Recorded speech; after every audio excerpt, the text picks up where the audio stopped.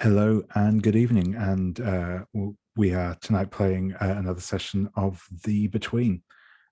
This will be our seventh session, I believe, in this run.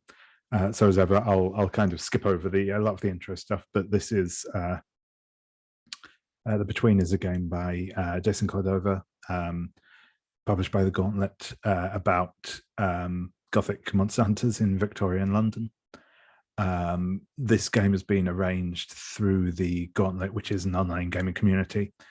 You can find more information about us and about what we do at gauntlet-rpg.com. I'll put a link to that down below, as well as a link to the game itself, which is also on the same site. You can find information about it, as well as both playing games like this one and some publishing, as evidenced by this game as well.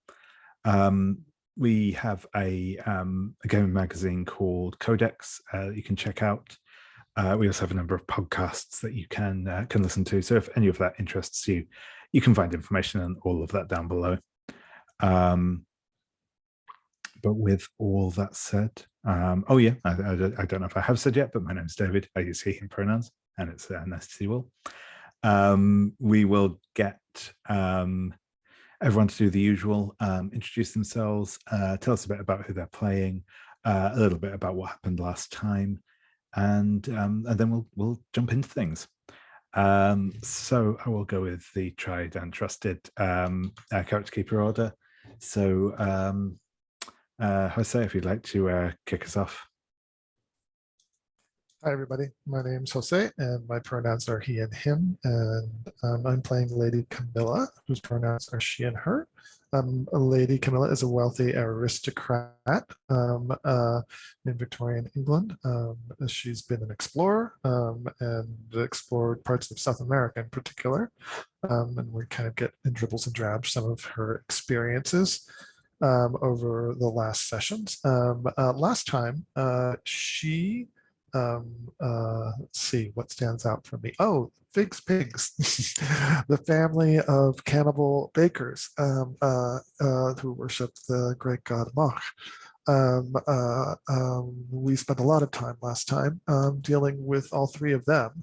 They gave us quite a run for our money, but in the end, I remember taking down La Hortensia, who was the last fig that we took down. In an abattoir, I believe, and by luring her out with the newest and youngest member of Hargrave House, little Daniel the Lurker, and put him in a dress, lured out La Hortensia, and then Priyanka did some potent blood magic that froze her in place, trapped her in place, and Lady Camila was very happy to get to say the magic code word that had Daniel jump onto La Hortensia and rip her throat out. And so that was a lot of fun. So that's what stands out for me from last session. Good to be here.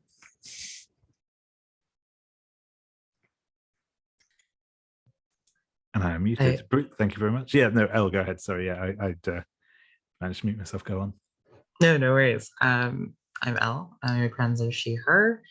I'm playing Fujisawa, the factotum, also she, her, as she works for Hargrave House more generally, but specifically for our vessel, Miss Bellacqua. Last time, Fujisawa went on a little outing with Lady Camila to find the youngest fig, Patrick, who we had determined believed himself to be a bull. And unfortunately, we found him having, I suppose, butchered a butcher friend of Fujisawa's. And after that, at night, Fujisawa processed that event and spent some time with the American painter, James Whistler, who painted a portrait of her. And they also had a little tryst together. So that's what she got up to. Great, thank you very much. And Daryl. Hello, hello. I am Daryl. My pronouns are they, them, and I am playing the aforementioned Miss Bellacqua, whose pronouns are they, she. Priyanka is having a little bit of trouble sating the increasing bloodlust that is being demanded of us by our magic powers. We have been making quite a mess of things recently, such as when we, helped to slaughter La Hortensia, and also when we, hid a body in a grave when we got rid of the last of the figs and Aubert, who, managed to murder some people that we were really trying to save, but we didn't get there quite in time, and so the price must be paid. Since then, the little shadows in the corners of my eye have become less shadowy and more full-featured, and are starting to lap at the blood of my victims. I mean, the people that I wreak justice against, and yeah, I'm sure that everything will be fine. I'm sure we'll get this under control, and it'll be great. Brilliant, thank you very much. And last but not least, Brian. I'm Brian, he, him, and I'm playing Professor Alois Cockburn, he, him. Last time, Alois is the one who cracked Aubert over the head with his cane, and then he headed to the gin lane and blended in and got an invitation to an event that he's hidden away in his pocket. Excellent, thank you very much. So before we get into things properly tonight, I think next week I'm going to do it. I sort of mentioned previously that you have received an invitation to an art exhibition being held somewhere in London, the details on which we will find out next time. I think if people are interested in going on to that, we'll do that next time. We'll probably switch things around a bit so we have a slightly shorter day phase and a longer night phase for that to go off in. But we'll come to that next time. Like I thought I'd give you a bit of advance warning for that one. But that's cool. But yeah, other than that, we're going to, as ever, start off with kind of concluding the last few bits of our dawn phase from last time. So we've done the majority of this. I think the one thing that we have, I know we did your memory as the servant move, didn't we, Fujisawa, at the end of the last session? We did. Yeah. And if anyone else has any dawn phase moves they need to, I don't think we do, but now is the time to do that. Excuse me. And yeah, I will give anyone an opportunity if you have any Janus mask prompts that you need to resolve. We can do so now. I don't think that we have a group one to do, but again, as ever, remind me if I'm misremembering. Oh no, we do, don't we? We have the Mask of the Pig, which I don't think we've done yet, if memory serves. So, the Mask of the Pig. Each hunter narrates a dream about the pagan swine god Moch. Did Moch demand a sacrifice of riches, status, or blood? And what did each of you sacrifice in that dream? If anyone wants to answer that now, or any of the other individual masks of the past you may have owing, feel free to do so now. If not, we can come back to it in one of the later kind of intermediary sections. But yeah, I'll just open up. Does anyone want to go ahead with that? Yeah, sure thing. You go, Alois. Well, I have a very short one for the Mask of the Pig. I think Alois just dreamed of mocked like lapping blood from the wound on his arm that he got from Obert. Nice. I like it. I can do a pig. Yeah, go for it. I think the dream opens like in a place that's kind of like an amalgam of the graveyard, the bakery, and the abattoir. So they're like open graves, and there's a baking oven with flames licking out, hanging slabs of meat, dripping blood. And you see Lady Camilla's feet like trip upon the remains of her blood red dress, which is in tatters on the ground in the dream. And then Patrick appears before her with his entrails kind of dragging on the floor behind him and blood seeping kind of in a steady stream from his temple.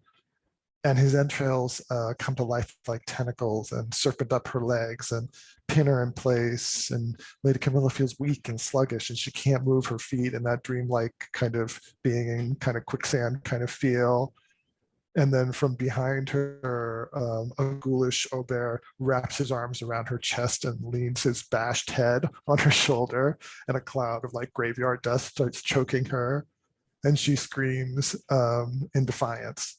But Laudentia suddenly grabs her throat and stifles any possible protest.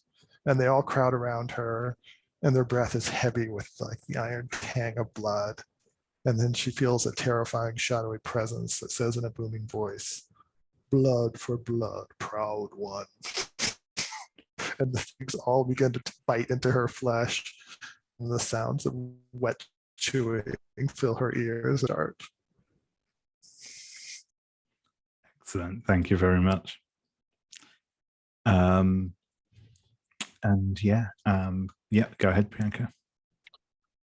Priyanka finds herself in a ballroom where all sorts of people are spinning around in luxurious, beautiful dresses and wearing pig masks. And every single one of them takes a turn around the floor and looks directly at them and then goes back to dancing. And Priyanka just feels weighed down and heavy.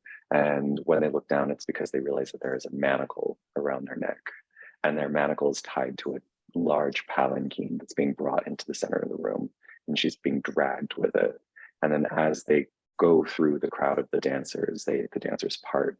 But as they do part, they all reach out and they start to tear at Priyanka's gown, tearing it away, the white fabric ripping and stretching and becoming smeared with like whatever kinds of things are on the fingers of these people. And then pig masks just get closer and closer, and it's laughing and squealing. And you see there's even the people underneath the mask is the figs. And then there are other people that we've seen before who are all ostensibly dead, but who are living the high life in this like tormented ballroom. And then finally the palanquin is set in the middle of the room, and everyone stands there. And then the curtain is drawn back, and Mock appears in the form of the long lost fig child, and looks down at Priyanka, who is naked and scratched and bloodied, and say, "How the mighty have fallen. You are no more." And then actually like rips the necklace off his throat and throws it onto the ground. It's like pearls before swine.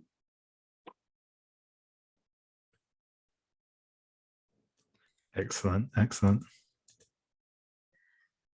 I think in Fujisawa's dream, we see her on a little raised wooden stage in front of like a painted backdrop, staged almost like a kabuki performance with like the backdrop painted with like a landscape of a pig farm, except that all the pigs are naked people like hunched over on all fours in front of various troughs.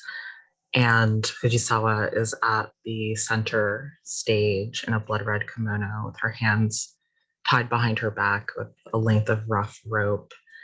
And she herself is at a trough that's filled with coins, like gold, silver, bronze, and she is eating them like hungrily and recklessly. And we hear her teeth crunching and breaking on the metal. We see the coins being flecked with blood, and these hot tears are streaming down her face at the pain, but she can't stop. And eventually we see that the coins have filled her up, like almost like she's hollow inside and she's being stuffed like a coin purse. We can see the gold kind of glinting inside of her mouth and beginning to spill over. And the panic in her eyes as she realizes she can't breathe. And she begins just retching and discharging all of these coins that she's gorged herself with. And there are like more coins coming out of her than it seems her body could hold. More coins even than the trough had in it to begin with. And she keeps vomiting until she's empty and kind of shriveled like a husk, and she collapses backward onto the stage. We hear the percussive crack of her head hitting the beams. And as we pan out, we get this like Citizen Kane style shot of a single pig-faced woman in the audience about the same stature as Fujisawa in an otherwise empty theater applauding. And it cuts to black. Awesome, thank you very much. So, I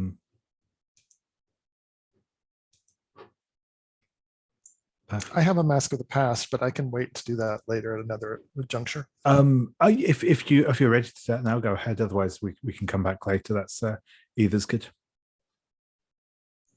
Okay, I can do it now, I guess. Yeah, no, go ahead. Go ahead. No,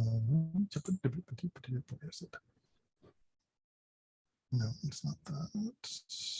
Come on, so you can find this.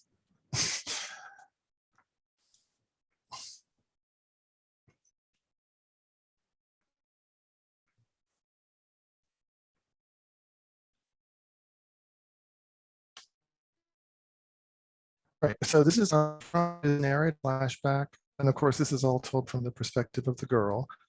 It's narrated a flashback to when your village suffered an atrocity at the hands of the floor, and how did you help inflict this atrocity? Okay,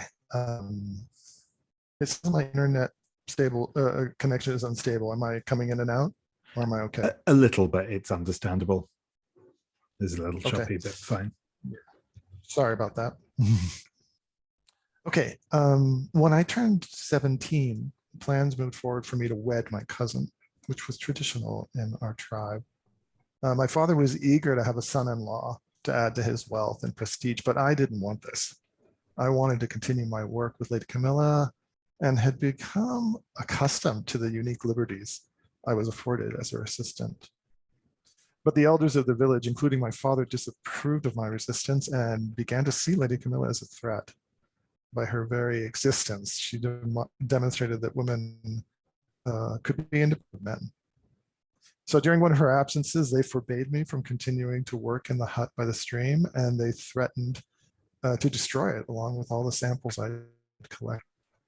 I was angry, but I had no choice but to comply. So I married the boy and moved into a hut next to my father's. The night that Lady Camila returned, she had a heated argument with the council. They were afraid to act directly against her, but they tried to forbid all the women from associating with her. The night after, I met secretly with Lady Camila in the hut by the stream. I remember she paced across the dirt floor, and the room seemed to contain her anger.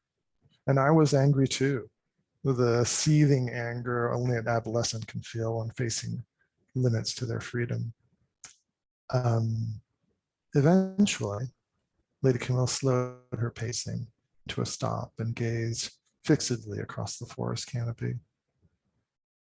It vexes me immensely that everywhere I go, the gods have deigned to put unearned power into the hands of small-minded men.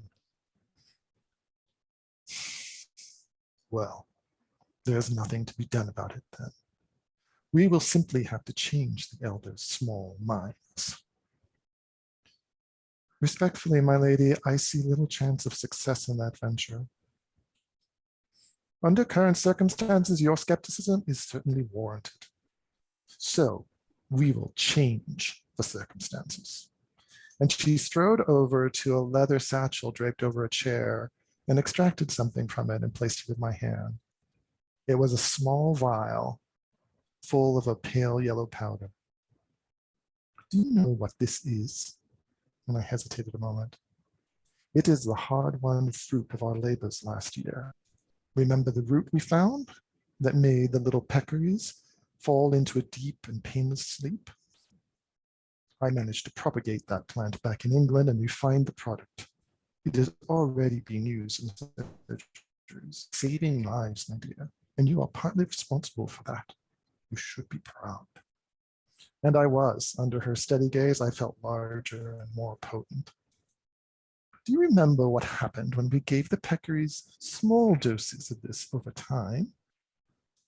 Yes, they became docile and tranquil. Yes, we literally had them eating out of our hands, didn't we? When she looked me directly in the eye without wavering, and I understood what she was implying. But they wouldn't be harmed, would they? Well, we saw no ill effects on the peccaries, so there's no reason to believe it would be any different with a bunch of foolish old men. But noticing my hesitation, she closed my hand over the vial and said, think on it only. It is your decision, of course. But she knew what I would do. Without further prompting, I hatched a plan to administer the drug the elders through the ceremonial drink that they partook in every night in the communal house. And while Lady Camila continued her work in quiet isolation in the hut by the stream, I played the dutiful wife and secretly drugged the council of elders. And over time, a change came over them. They started to show the same docility that the peccaries had. I seized the moment to reopen the case with my father. I wanted to return to my work with Lady Camila, and he was surprisingly amenable, seeming to have forgotten all his strongly held objections. He brought the request to the council and they waved their hands at it, agreeing offhand. It was as if they'd lost all will to influence the world around them and were content to follow whatever lead was offered to them. I returned to work with Lady Camila, and it seemed like our plan had borne fruit. We completed another large collection of samples for transport back to England. Smilingly to one another when we said our goodbyes that time. But soon after Lady Camila left, the seizures began. 2 of the elders at first, horrible, wrenching convulsions that twisted their bodies. They foamed at the mouth and one bit his own tongue off. Shocked, I stopped administering the drug, of course, and the seizures slowly subsided, but not before they had afflicted every man in the circle of elders. The repeated paroxysms had left them all imbecilic, without the ability even to speak or care for themselves. The tragedy devastated our village. It was incomprehensible to everyone. To everyone save myself, that was.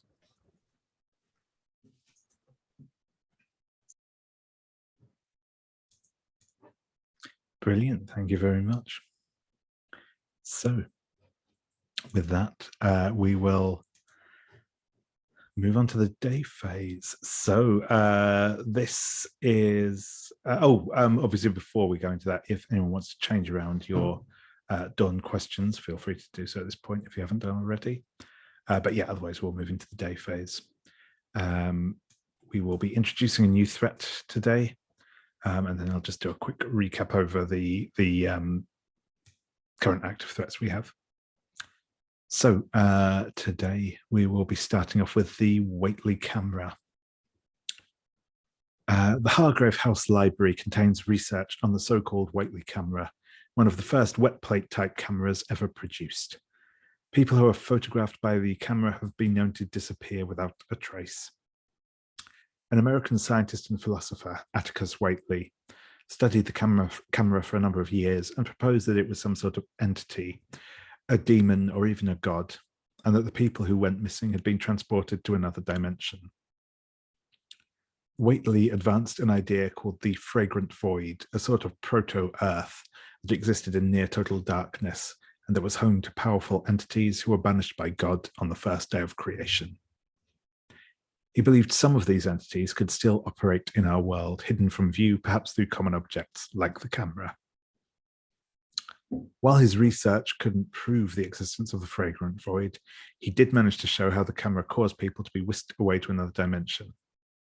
Unfortunately, before he could present his work for review, he was killed, his notes were destroyed, and the camera went missing. 1 week ago, a beautiful actress, Penelope Levy, disappeared. She was last seen at the Society Obscura, an exclusive and secretive club for wealthy photography enthusiasts located in a converted townhouse in Kensington. A missing actress wouldn't merit attention from Hargrave House if not for the fact that her lover, Bert Broadswell, sent the hunters one of the pictures taken of her at the Society Obscura. So, let me double check people's masks.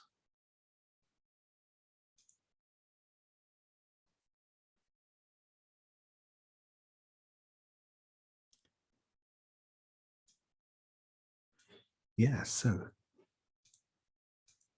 Fujisawa. Something unusual about the photo unmistakably confirms that it was taken with the Whately camera. What is it?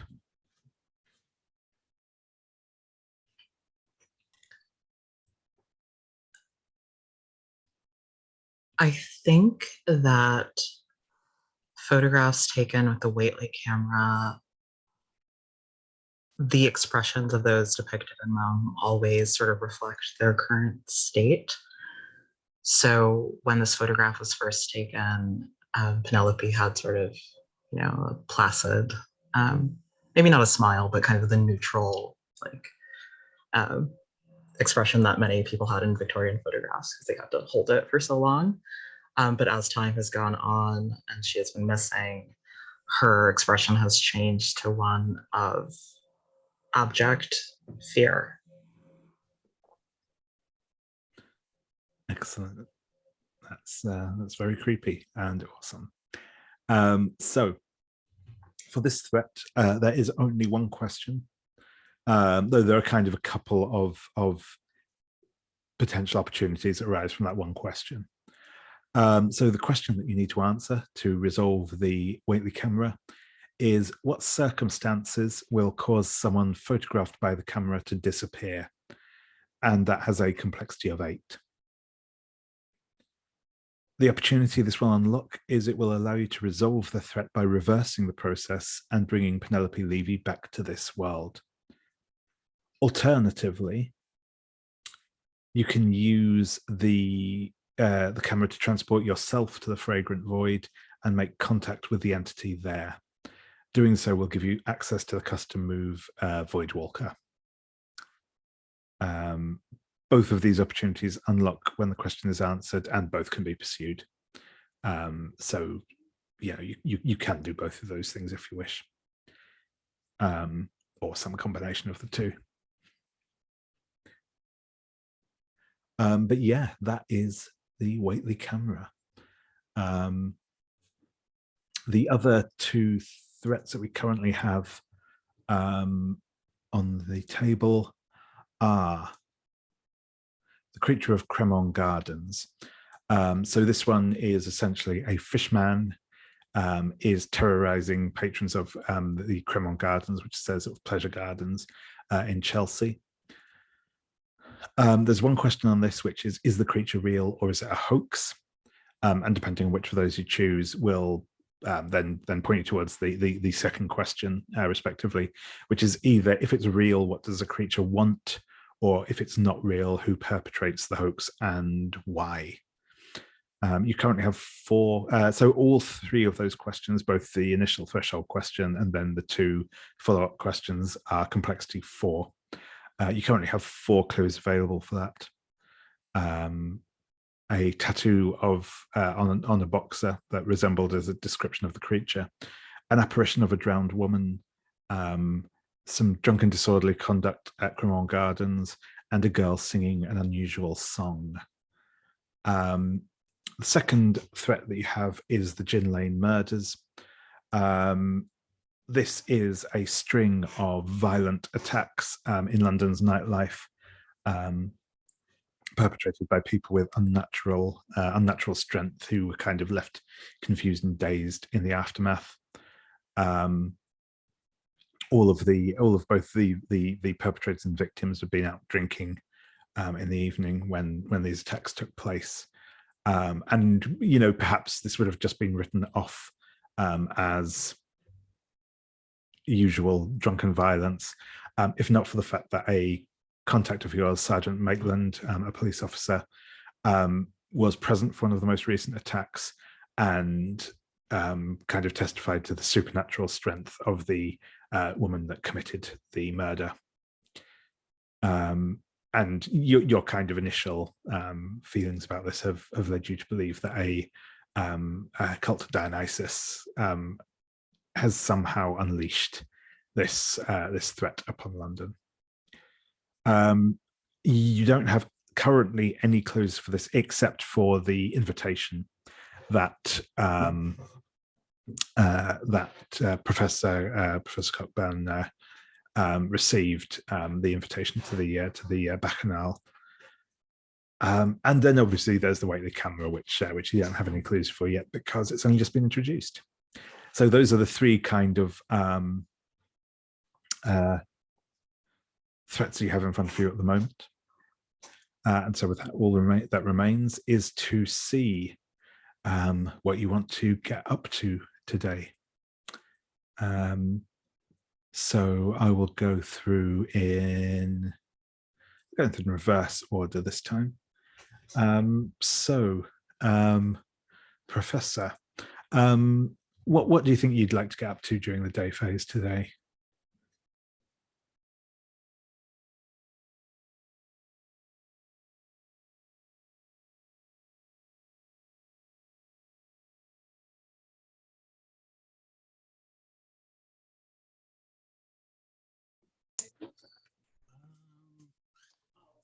I think I'd like to investigate the creature. Absolutely. Yeah, just sort of heading to Cremon Gardens and having a look around there. Yep. Yeah, cool. Awesome, thank you very much. And Miss Bellacqua. I think that I would probably like to go visit the Society Obscura and ostensibly to investigate the Waitley camera. But if I happened to run into any, dark entities who maybe wanted to, haunt me in a sexy way, would probably be an entertaining way to go about that. Cool. And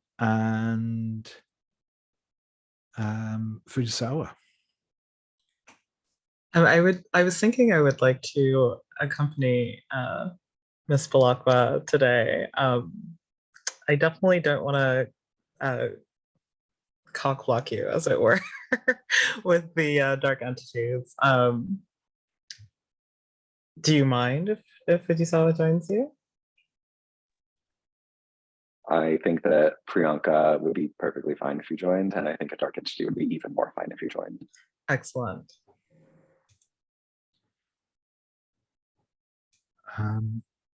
I just want to check, were you angling for a vulnerable move there, Miss Bellacqua? Just so I know to get my vulnerable move is technically to do with mass and church. So oh right, sorry. No, I thought you might have the sex with dark entities one. It had been a little while, so I'd forgotten. No, that's cool. No, it was not a problem. And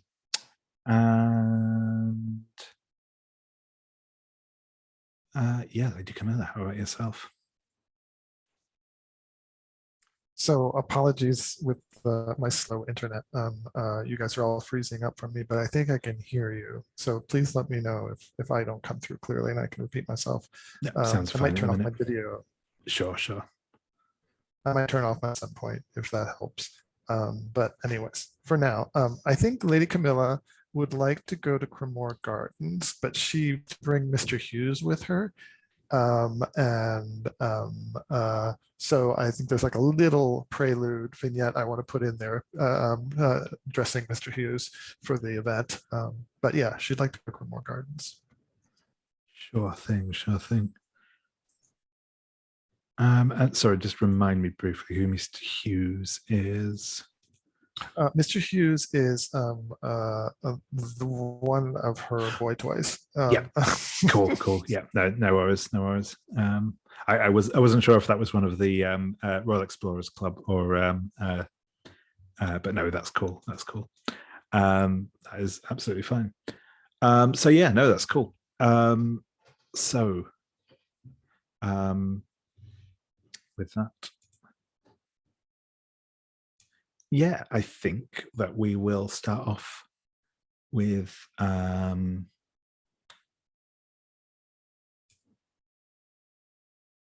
the two of you, Fujisawa and Miss Bellacqua, arriving at the Society Obscura. So, as mentioned, the Society Obscura is in a Kensington townhouse. It has a little brass plate on the doorway, proclaiming it as such. This is not the secret sort of secret society, as it were.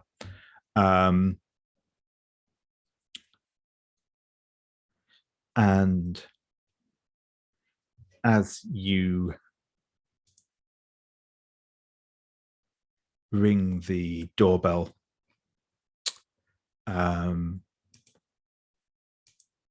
the door, after a short pause, the door will be opened by a young man.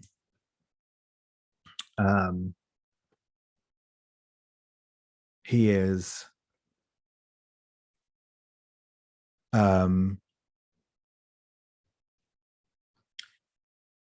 very pretty. He's currently wearing what will certainly, to your eyes, Miss Bellacqua, appear as a very inaccurate depiction of a sort of harem girl type outfit.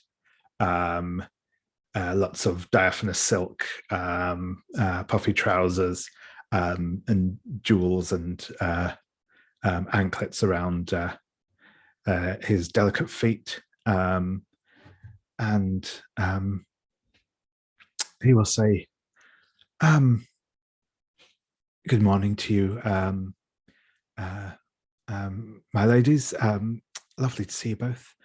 Are you here for the shoot?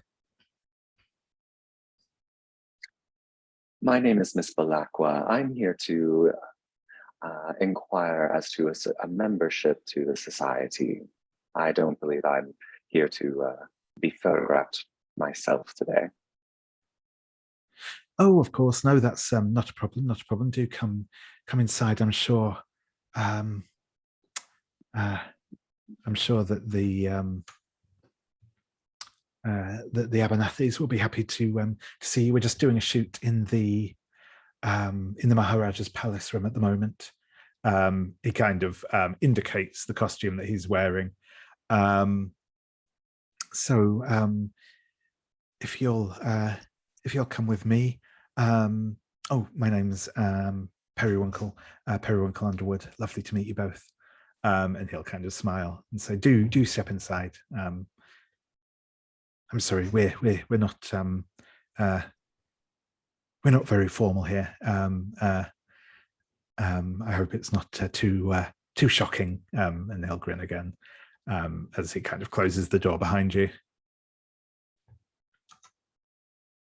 So Priyanka steps in, and then as steps past Periwinkle, looks over their shoulder at Fujisawa, and like the barest hint of a smirk rolls over their face. Just like, oh, this will be too simple. Yeah, I think Fujisawa gives a look back that's like she was thinking the exact same thing.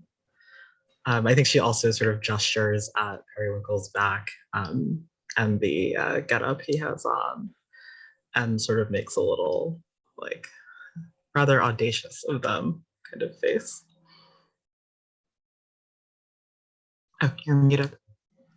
Even though we're wearing the blindfold, Priyanka like tosses her head in such a way that you read as little eye roll like to the extreme. And because of course you've had many conversations about the English's strange attraction to fetishizing and reworking the cultures of other places that they've conquered, and still can't even seem to get it right. Never.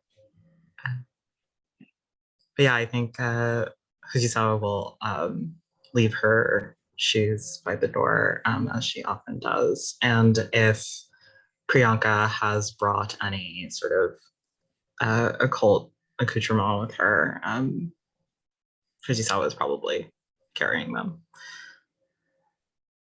We've probably brought like, ooh, you know what it is? We probably have brought an attaché case that has the the projection lantern and chromatrope slides. It's a bit old-fashioned, but I'm hoping that it can be used to parlay to, convince people that I'm a, serious photographer. Excellent.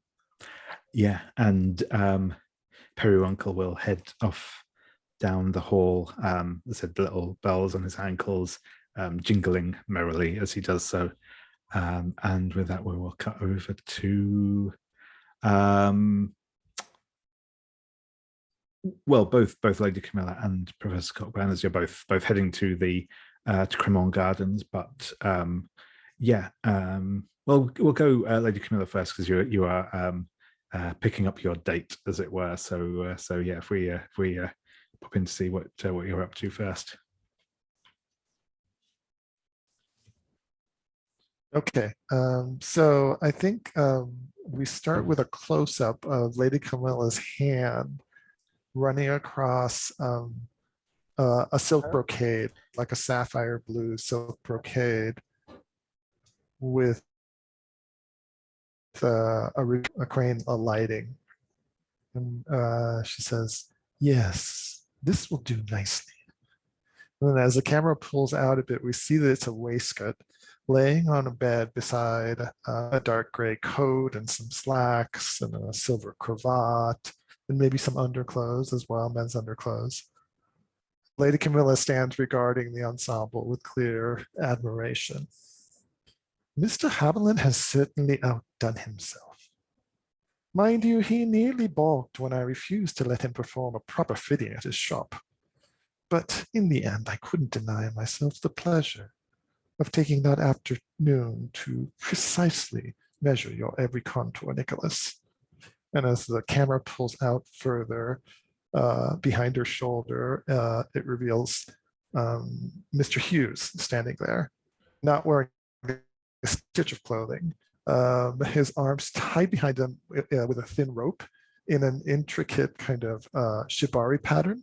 I'll put a link in something like that. And then Lady Camilla circles around him and tugs gently at one of the ropes, and the entire ornate creation just unravels effortlessly and falls to the floor. And she says, "Now, shall we dress you? I require a handsome companion for an outing to the Cremon Gardens this afternoon."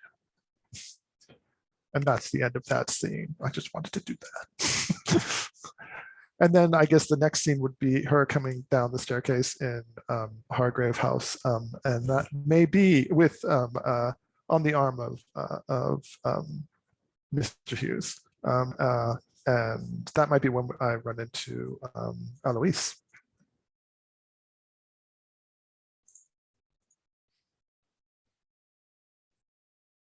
Unless Eloise has already gone to Cremon Gardens without me. I don't know if he wants to go with me or on his own. Yeah, whichever way you want to handle it is good. Yeah, we can go together.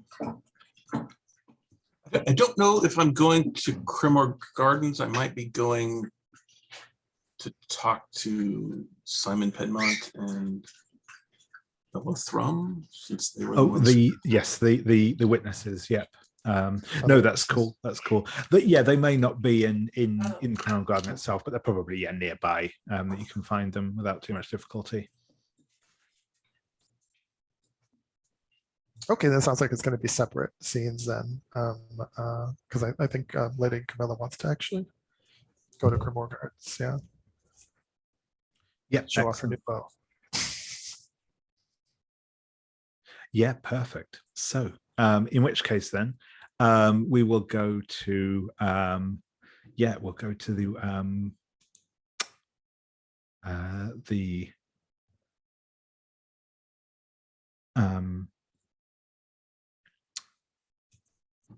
sorry, I'm just reminding myself of the names again.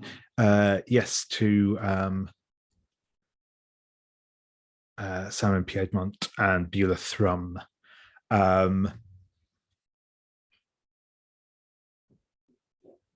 You'll be able to sort of track down where they live, Eloise. They probably don't actually live together, but they've probably arranged to meet you. We'll say kind of at just a sort of Lion's Corner House little tea shop somewhere nearby in Chelsea. And as you enter,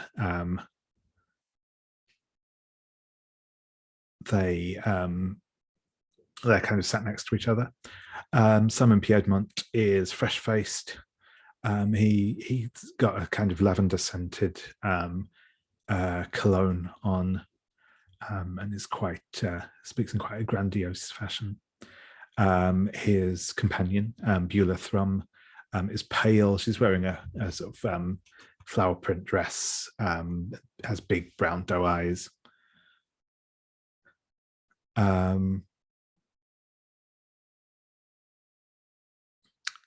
And as you enter and sort of make your introduction, Simon will say, so I understand you're here to talk about the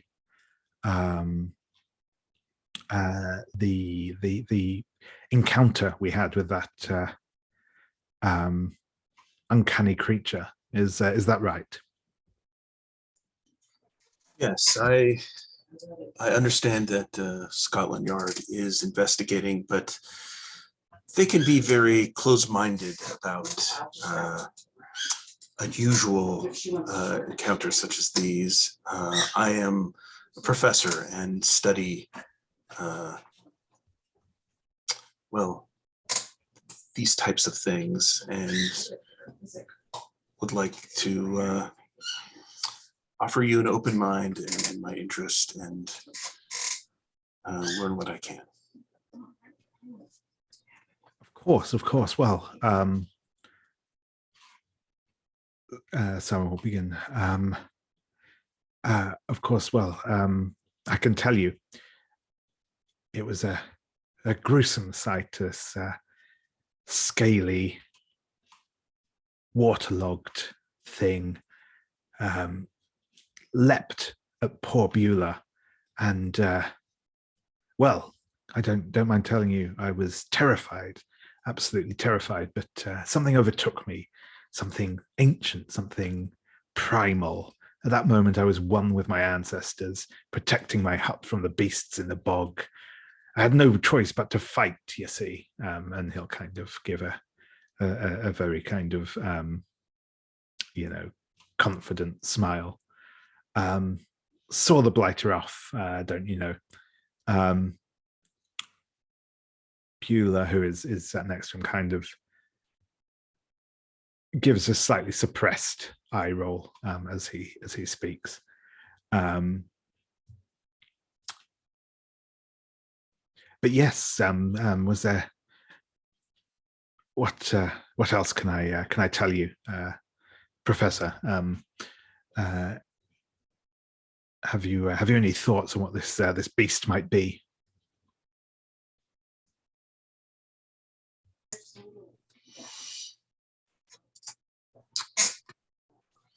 Well, some creature from the depths, or something pretending to be such. It seems clear. Was it Was it upon you before seeing it, or did you see it approach? How did it move? You said you drove it off. Did it retreat back to the waters? Any details you can remember could be helpful. Yeah, and if you could make me an investigation move, please, with presence, I think. Yeah.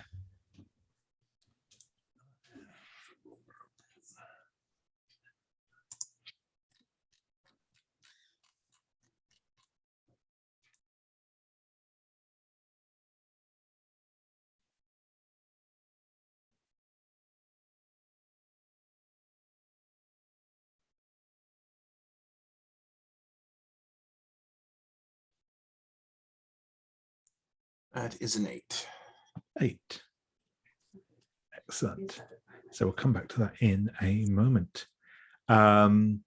So, Lady Camilla, as you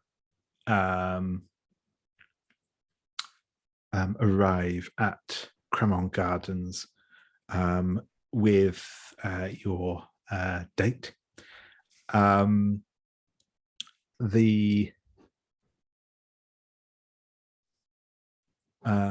I'll give another quick overview of the place again, because it's been a couple of weeks since we've been at Cremon Gardens itself specifically. So yeah, as I said, it's a big pleasure gardens along the banks of the river, alongside Cheney Walk, which is the kind of the like a little artsy street with like coffee houses and the like along it. Within the gardens themselves, you have a few kind of specific locations. There's a dancing platform, which is a large pagoda, much busier at night, but you know, there probably will be still some music being played there during the day. There's a bowling saloon, a banqueting hall, and then there's kind of a promenade of lawns and flower beds to promenade through, and a hedge maze as well. As other kind of, there's also some kind of various, what's what I'm looking for, like sideshow type things as well. Lots of, you know, throwing darts at balloons and all that sort of thing. Lots of little tents with various attractions in them.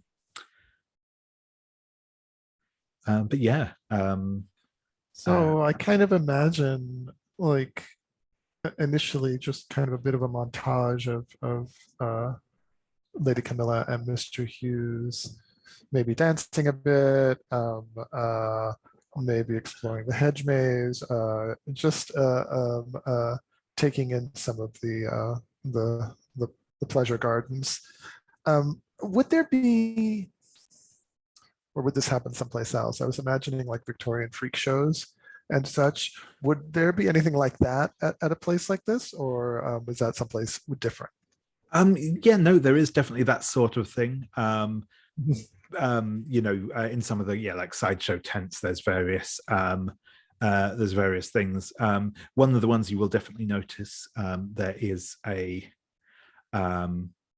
purple tent with a sign out the front of it advertising the services of Greco, the second sighted boy, and there's a painting of a young man with 3 eyes on the sign. And there are some other, you know, various like, you know, there's a bearded lady and, you know, all that sort of thing. And I'm wondering if maybe there's a caller who's hawking, because people have to pay to get in, right? Yeah, to yeah, see absolutely. any of these. And so there's someone, you know, calling to try to tempt people in to the shows, right?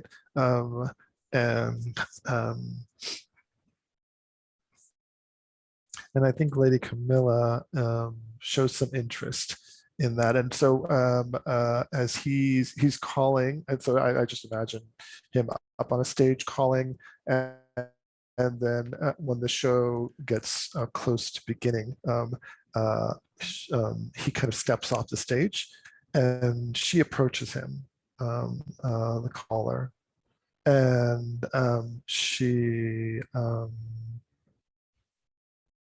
I think she says, I very much look forward to seeing your show. And she hands him some coins, much more than he should be receiving, just for the entrance to the show,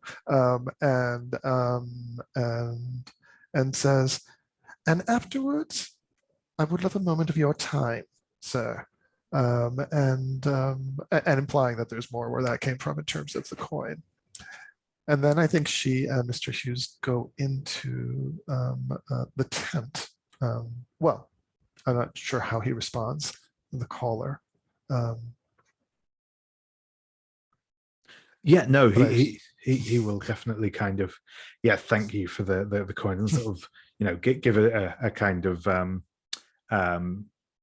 very you know, effusive bow as he kind of ushers you into the tent. And so we enter the tent,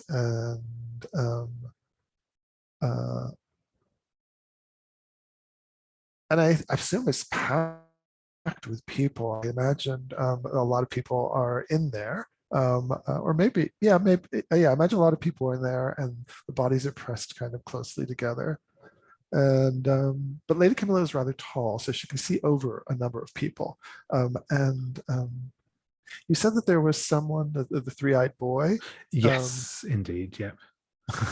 Greco, the second sighted boy, his name is. And yeah, he will be kind of on the stage.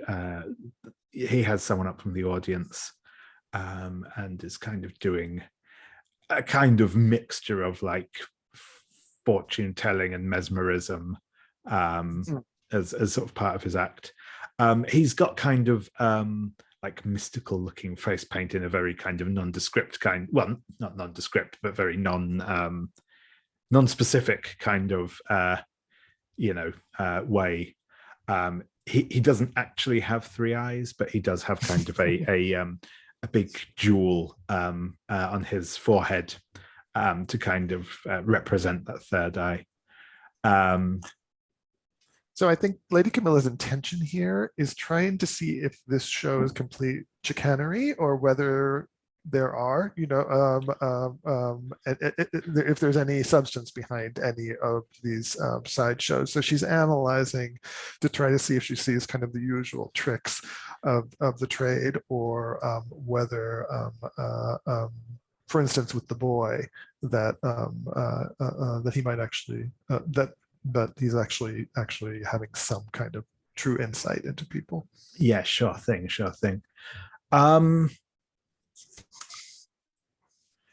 I think I'll just give you that on, particularly on Greco. So you don't, I mean, with the acts in general, yeah, you know, a lot of this is your fairly kind of standard, carnival type things, where it's a mix of the real and the manufactured. So, you know, yeah, like the tattooed man. The tattoos are all genuine, but you know, he probably isn't an escaped prince from a far off kingdom, and so on and so forth. But with Greco, you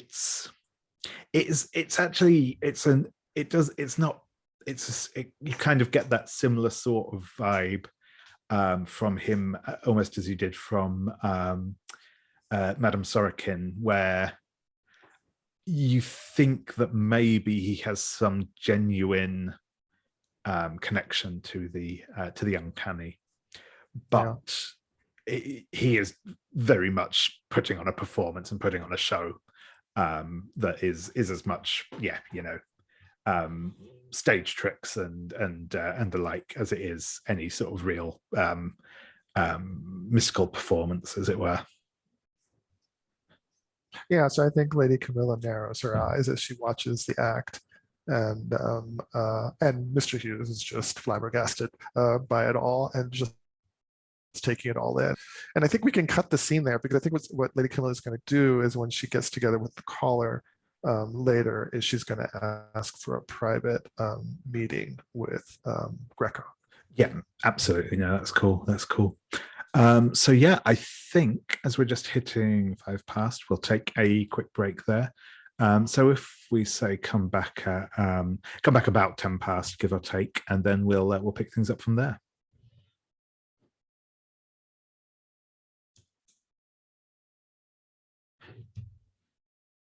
So Priyanka and Fujisawa, as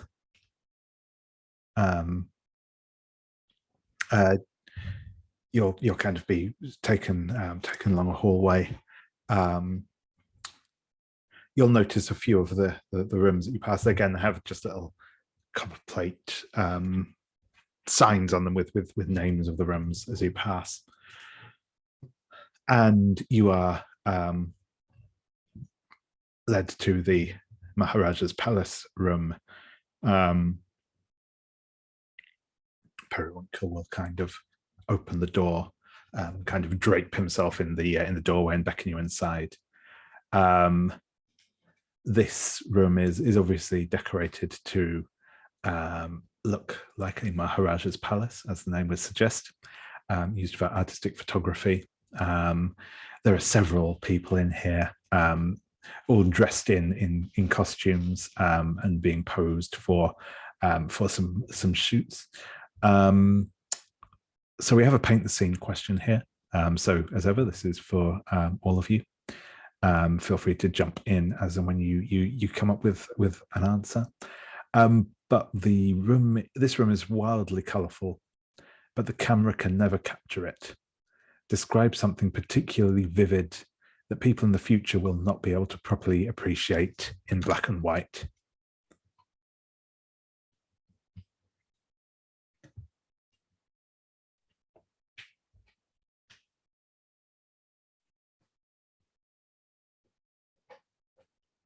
Off one shoulder from wherever the person is usually posed, there is a great pile of riches, and one including a goblet that is overflowing with all manner of beautiful stones and jewels and pearls and beads that though you can clearly tell that most of them are fake, there are actually a couple of genuine articles that are strewn about in there that only a more discerning eye would be able to pick up. And the way those true stones glisten in the bright lights can be absolutely hypnotizing, but once rendered in black and white, just look like splotches of dark against, a pile of shining, shimmering things.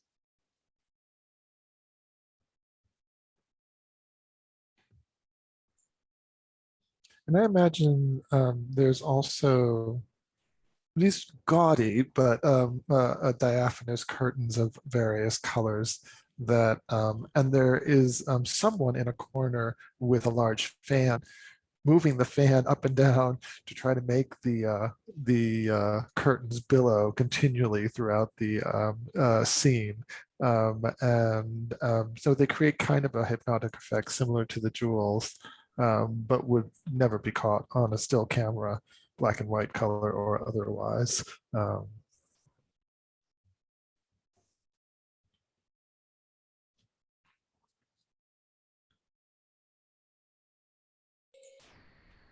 I think that there's a central figure in the photographs with, I suppose, servants at their feet, kind of posed, offering these like beautifully colored Indian desserts on a golden platter. And from Fujisawa and Priyanka's perspectives, we can see the bright orange of the Imarti, which is like a kind of funnel cakey sort of thing, And there's these like little coconut balls or these beautiful, like kind of toasted, almost golden brown, but which lose all of their luster in black and white photography.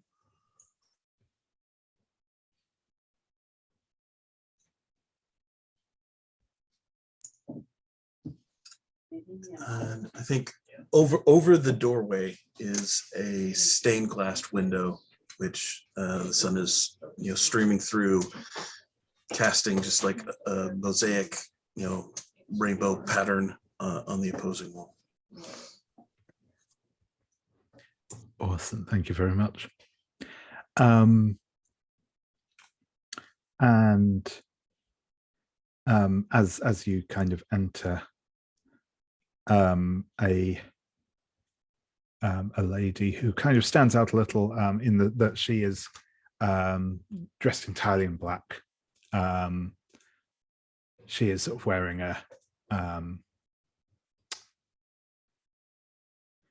like a sheer black kaftan. Her hair's braided in a sort of fancy updo thing that kind of looks almost like a crown. She has kind of a tight mouth as she comes over and says, "Oh, my dears, the two of you look absolutely fabulous. Lovely outfits, truly fascinating. I don't think we've met." And she'll kind of raise an eyebrow at you, Priyanka, as she says, the scarf makes it a little difficult to tell. And she will kind of let out a little chuckle and say, "But do forgive me, my name's, if we haven't met, my name's Porter Abernathy. I am something of an aficionado of the photographic arts. It's lovely to welcome both of you here. We are just currently in the middle of a shoot, but if there's anything I can do to help you, please do let me know, and I'll see if I can't accommodate you." And then Priyanka extends a hand and says very gracefully, "Yes, my name is Miss Priyanka Bellacqua. It's a pleasure to meet you, Miss Abernathy. I was hoping to take some time today and learn a little bit more about the society and potentially become a member. You see, I'm something of an amateur in photography myself, and I was very interested to hear about your about the structure of your commune. I heard you recently actually even photographed the famous Penelope Levy, and I was certainly hoping to learn a little bit more about the ways that the society and I might come together to create beautiful art." Of course. Dear Penelope, such a lovely girl. Striking cheekbones led to an awfully effective visage on the plate. Yes. By all means, of course. Well, as I say, we are me and my dear husband. She'll kind of gesture over to a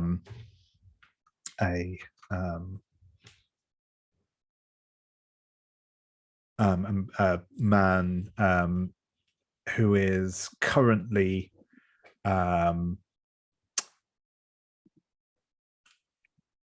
dressed in a kind of very over the top,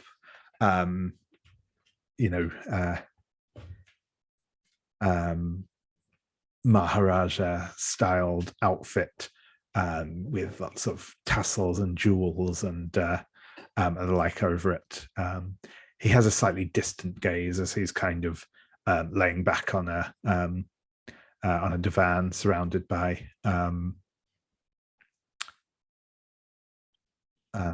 by kind of scantily clad men and women, yes, my husband Cyrus and I, we as I say, we we have a true passion for photography and capturing the truth of the world through the lens. This is well, I mean, I like to think it's a little more than a hobby, but this is certainly it is lovely to have so many volunteers and people who share our passions here. And if you do, of course, wish to join us, we'd be most pleased to have you, I'm sure. Wonderful. I seem to have caught you at a most hectic of times. Do you have a moment to perhaps, chat with us in a side room and tell us a little bit more about the society? I would love to hear a bit more about how you operate and understand a bit more about what goes on around the Society Obscura. Of course, by all means. Pierre, darling, do just finish up this lot for us, won't you? And a sort of a man who's been stood off to one side kind of nods and comes over and starts, gets under the hood on the camera, and starts to take some photos as she leads you out and says, Periwinkle, darling, do be a love and bring us some tea and some cakes, won't you? And she kind of pats him gently on the behind as she walks past, and leads you off to sort of a side room. My maid Fujisawa would love to accompany him. I'm very particular about my tea, unfortunately, and only she knows how to brew it exactly as I must have it. Would it be okay if she accompanied young Periwinkle? Oh, of course, by all means. And she'll kind of nod to you, Fujisawa. Whatever you wish, my dear. Do feel free to. I'm sure Periwinkle can show you where the things are and see to all of that. Yes, thank you. And she'll look at Miss Bellacqua. I'll make sure the tea is to your exact specifications. Thank you, Fujisawa. And she'll follow Periwinkle. I think we got kind of a lingering look at Fujisawa's face as she tenses up a bit, hoping that Priyanka will also pat her on the behind. Priyanka has already turned her attention back to Miss Abernathy and says, I do have some prints that I would love to show you and discuss as well, and takes the attaché case that Fujisawa was holding and moves after Miss Abernathy.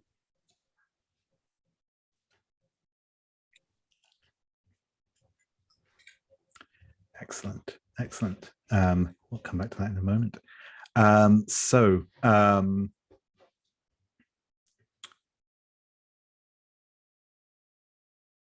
Lady Camilla, we'll cut ahead. You've been shown into the little purple tent where Greco kind of does his readings and the like. Again, there is those kind of distinct similarities in some ways between Madame Sorokin's setup. There's kind of various draperies hanging around the tent. There's a big crystal ball sat in the center of the table, and as you're sort of shown in, Greco will look up and say, greetings, my lady. It's a pleasure to entertain you, or not to entertain you, I won't say, but to welcome you here into my tent, and perhaps to grant you a little glimpse beyond the void. Please sit down. Is there a question you have of me. And kind of the air is quite heavy with incense that's burning and a few braziers around the room. Lady Camila doesn't immediately sit. She kind of coasts a little bit around, looking about, and then she says, "Yes, it is a pleasure.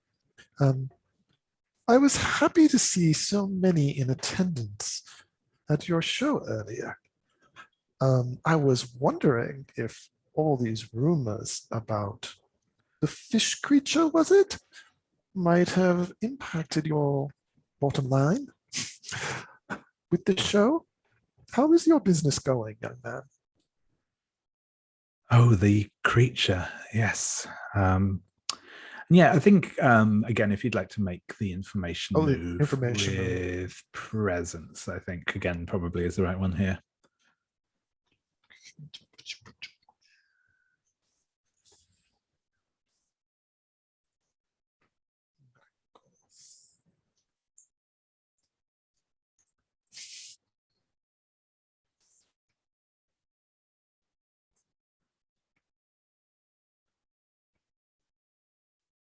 It's a 10. 10. Excellent. So,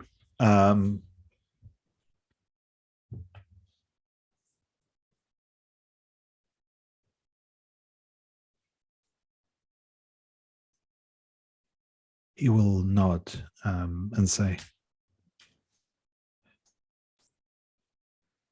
I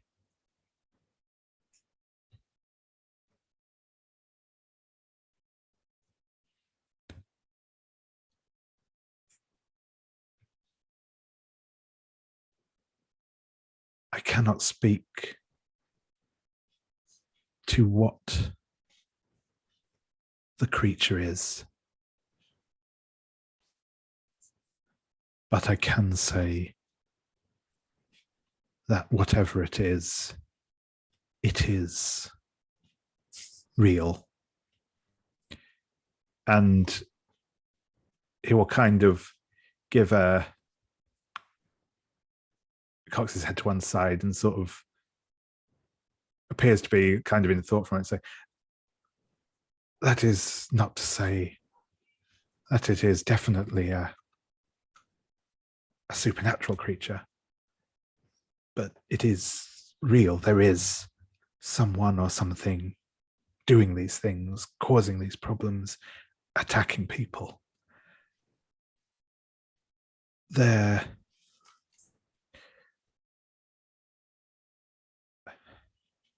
I have smelt their presence, felt their presence as well, but smelt it around the gardens, around the area here, a scent of fish oil that is strong and out of place, even not simply the scent of a fish, but that there's something more to it. As I say, I cannot say if they are truly some creature from the depths or a man with a convincing costume, but they are here, and they are doing something.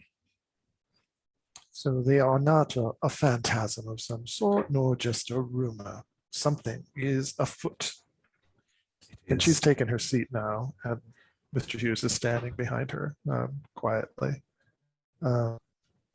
Says, "The information is helpful, Greco. Shall I call you Greco?" Yes, ma'am, that is the only name I have. And then she opens her purse and she pulls out her calling card and she hands it over to the boy and says, "You seem a boy of unique gifts. If you ever tire of this theatrical presentation, please do call upon me at Hargrave House. we may have more meaningful work for you. And then she gets up and she says, good day to you, Greco. Thank you, ma'am. The Simpsons have always been good to me, but I appreciate your offer, and I will give it consideration. And he will kind of, nod at you. Well said. Have a wonderful show later this afternoon, and may your guests all be astounded by your insights and your vision. And then she turns on a heel and walks out of the tent with Mr. Hughes behind her. Excellent. And yeah, the clue that you have there is what do they say? A strong fish oil smell in an unusual place.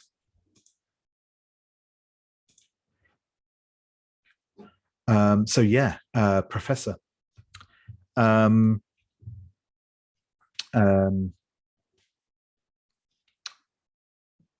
will kind of chime in and say, yes, I mean, the two of us were just walking down beside the river when I heard well, not a splash, I suppose, but the sound of water being lapping over something, like something had come out of the water rather than gone into the water, I suppose.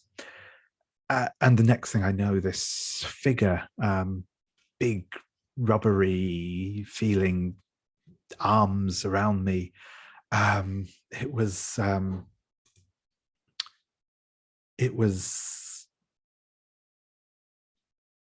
I was as much scared for Simon as much as myself. He was, the color went from his face entirely, and I managed to wrench myself free from the thing's grasp and shake Simon out of stupor. And then, well, we just ran, and she'll kind of touch her side and say,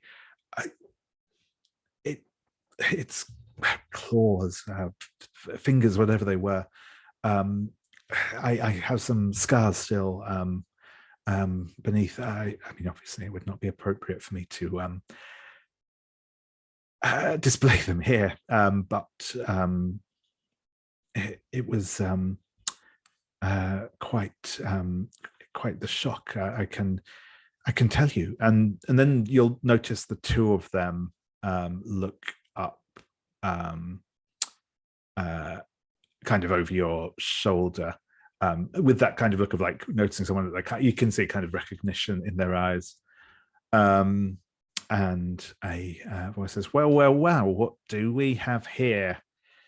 And as you turn, there is a man in a spotless tweed coat, little moustache, a pipe out of the corner of his mouth. And he will say, I do hope you aren't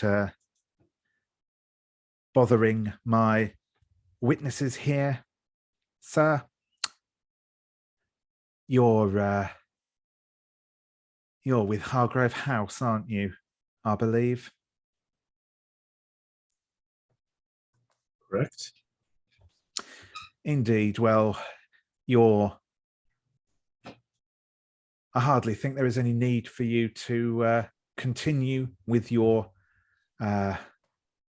intruding on these fine young lady and gentlemen's afternoon. The unfortunate attack that they both suffered was, of course, purely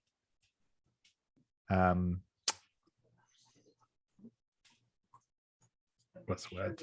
Purely of this world, I can assure you. So you've apprehended the perpetrator? Not yet. Scotland Yard are, of course, hot on the case. But there are no ghosts or goblins plaguing Cheney Walk and Cremon Gardens, I can assure you of that. The idea of a fishman is complete nonsense. But believe me, I am well on the way to uncovering the perpetrator of this hoax. And he will kind of, gesticulate with his pipe and say, I'm D.I. Pettigrew of Scotland Yard, and this case is well in hand. Why, I am already well aware that none other than those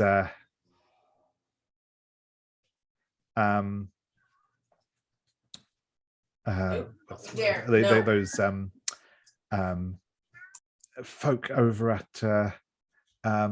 at Madame Two Swords are putting together a Horrors of the Deep exhibit as we speak. I have no doubt that we will find some wayward stagehand or the like is behind this outrage. So if you can please avoid getting your unfortunate habit of causing mayhem away from this case, it would be most greatly appreciated. And he will give kind of a simpering smile at you with that as he kind of puffs on his pipe again. So yeah, the clue you've got here is that Madame Two Swords have a Horrors of the Deep exhibit on at the moment. But D.I. Pettigrew will kind of be the complication sort of is that D.I. Pettigrew will kind of try and block your further attempts to question the couple here any further.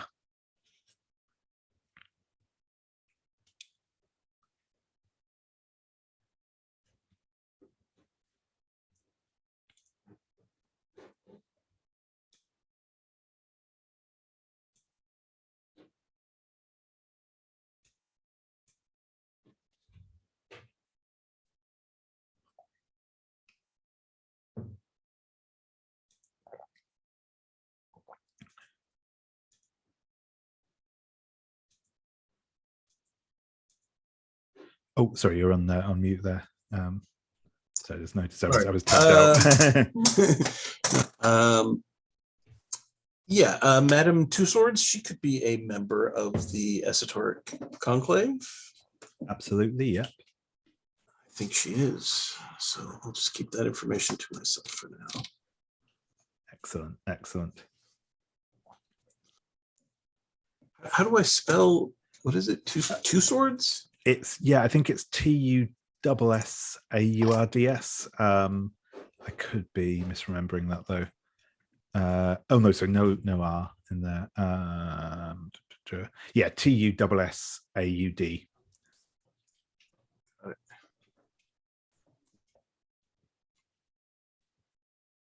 Probably more accurately pronounced Tussaud or something, but not in London.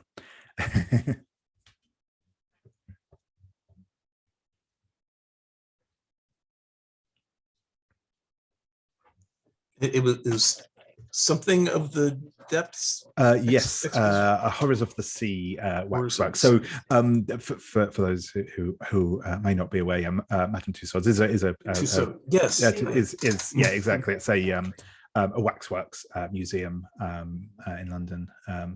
Originally set up, the original Madame Two Swords was a used to make death masks for the during the French Revolution, and came over to Britain to do wax castings of famous people. But yes, it was a tourist destination back in the Victorian period as well. So yeah.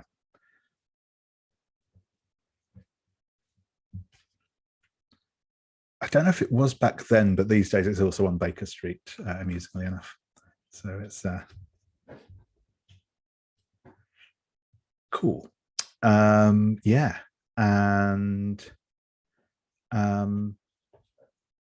the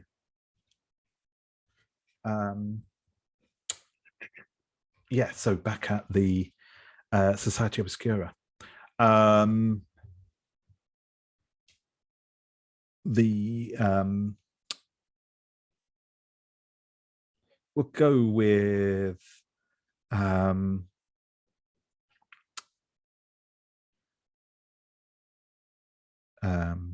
Fujisawa first, as Periwinkle leads you down into the kitchen, and he says, "Do you need me to show you where anything is,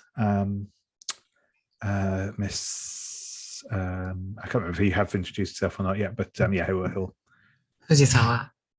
And I think I can figure things out for myself if you'll be a bit patient with me. Of course. Well, while you're doing that, I need to get changed anyway. So he'll kind of head over and go to sort of a door off the side of the kitchen, where there's like obviously sort of a little some costumes and the like on racks inside, and he will begin stripping out of his current costume, and begin kind of wrapping a kind of perfunctory Greek tunic around himself, as you sort of ready the tea things. Yeah, I think Fujisawa deliberately turns herself at an angle where she couldn't possibly catch a glimpse of anything, even though I'm sure he's concealed anyway. But she will begin making tea very slowly and very deliberately, sort of pretending that it's because she's like kind of bumbling around looking for everything, but really it's to kind of buy time to talk to Periwinkle. And I think she'll break the silence as he changes by beginning to point out very methodically the various inaccuracies with his first outfit, the little Indian getup. And she'll say, for a society that's very committed to depicting the world as it is, doesn't seem that you're too concerned with depicting India accurately. And I think he's kind of, as he's coming out, he's sort of putting on sort of a little pair of horns, like ram's horns, and says, "Oh well, I just wear what the Abernathys tell me to. Really, it's the actual costume itself isn't really my thing."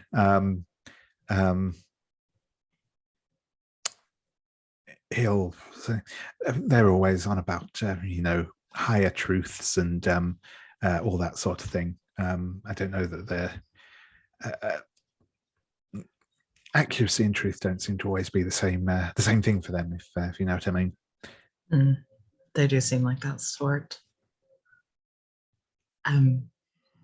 If it's not too much to ask, I would love to know how you came to be working here for the Abernathys. Oh, I mean, the usual way, really. I was doing a few odd jobs here and there. Cyrus, Mr. Abernathy, picked me up. They got me to do a few, to do a little bit of modeling for them for a few photographs, and well, then they needed someone else to take on and general tasks around the house, and here I am. I mean, the pay's not too bad, and I get room and board and all that. Fujisawa is kind of sagely nodding, and with this sort of pensive look on her face, and she says, "It seems, from what I've heard, that they go through models a lot. It must be nice to have someone reliable on stuff like you when your models disappear. Oh, you mean Penelope? Yes, well, you know, she was the fashionable new thing, an actress and all that. But yes, well, she hardly. She was all the rage for a little while, but well, she hasn't stayed the distance like I have. He'll kind of flick his hair as he does so, and sort of perches on the edge of the kitchen table.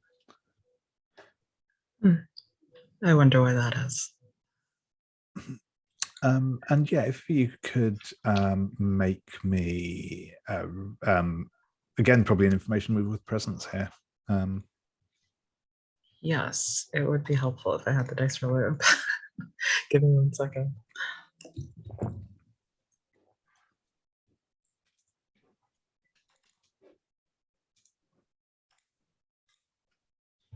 Okay, that's an 8.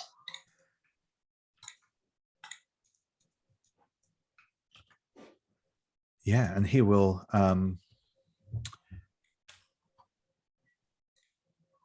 lean in though and say, it was strange though. I was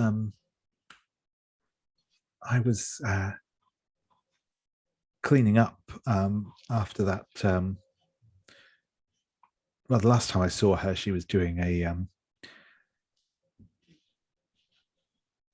they were doing some portraits of her, and I found this, and he'll kind of reach in a. He'll kind of go back to the cupboard where he changed him before, and say and come back with a necklace. It has like a cinnabar, like that deep red pendant on a chain. It's kind of octagonal with various sigils inscribed on it. But the clasp is snapped off and broken, and a couple of the links in the chain are sort of snapped as well, as sort of the silver chain. And he says, I know she's been wearing this in a few portraits she'd had done recently, but I said it was just lying there on the floor after she went, and well, I don't know quite what significance that has, but well, I figured if she's going to just throw things like that around, then well, why shouldn't I pick them up after her? And he kind of slips it under his tunic. I think Fujisawa actually smiles at that a little bit. She also has a little habit of picking things up in the course of her work. So I think the look she gives him is sort of a look of sort of seeing him in a new light. Like maybe he's not as much of a rube as she originally thought.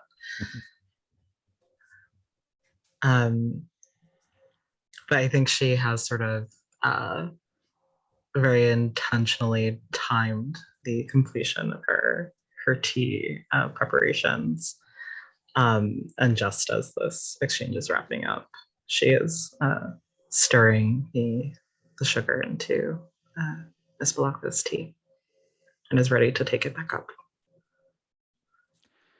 Excellent. And yeah, I think with that we will cut back over to Miss Bellacqua. Yeah, the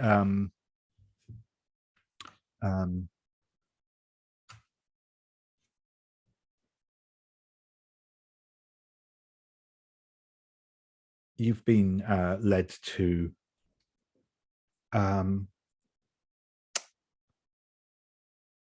this is clearly a like a conservatory off the back of the house. It's a glass house sort of thing. But this name on the door to this place says the Jungle Room, which has obviously been decorated with sort of the plants and stuff growing in here with various other accoutrements to make it give it the feel of a jungle. So this is another paint the scene question for everyone, which is, do you find the decorations here surprisingly lifelike or hopelessly gaudy, and why?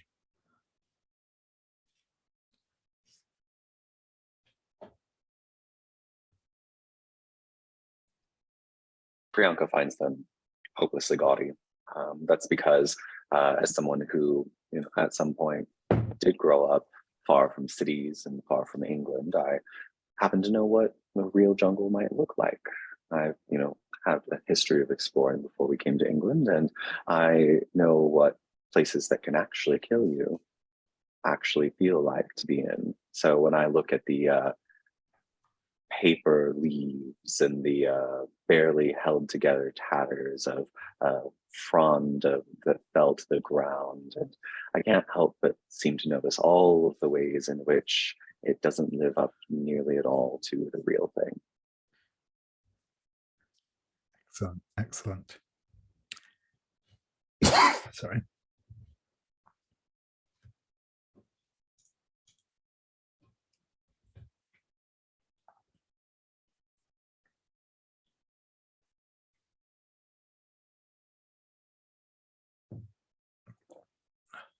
Oh yeah, sorry, and that was a paint scene for everyone, by the way. So each of you feel free to go ahead on that. Could you repeat the prompt? I'm sorry, I had to step away. Yeah, no worries, not a problem. Yeah, so you're in the jungle room. Priyanka is in the jungle room.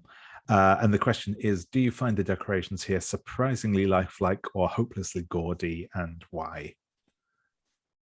Okay, thank you.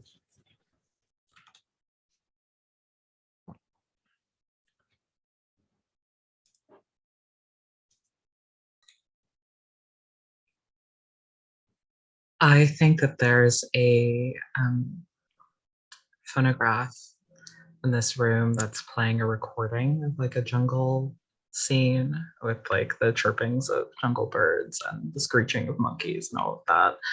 And Fujisawa will find that hopelessly gaudy. It's really overselling the whole thing. Excellent. Also completely superfluous when taking photographs. Yeah, totally unnecessary, right?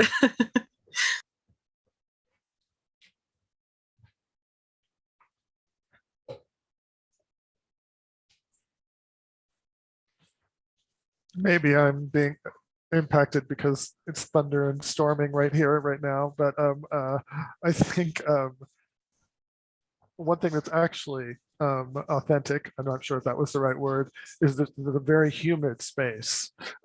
Something has kind of been left out, and the humidity it creates this kind of dank heaviness in the air that's actually quite jungle-like.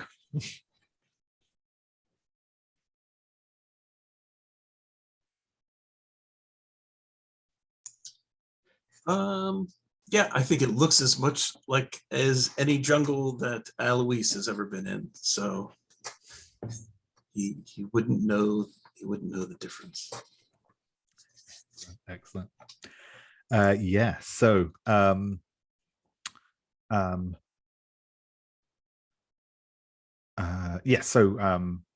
Portia will say, well, so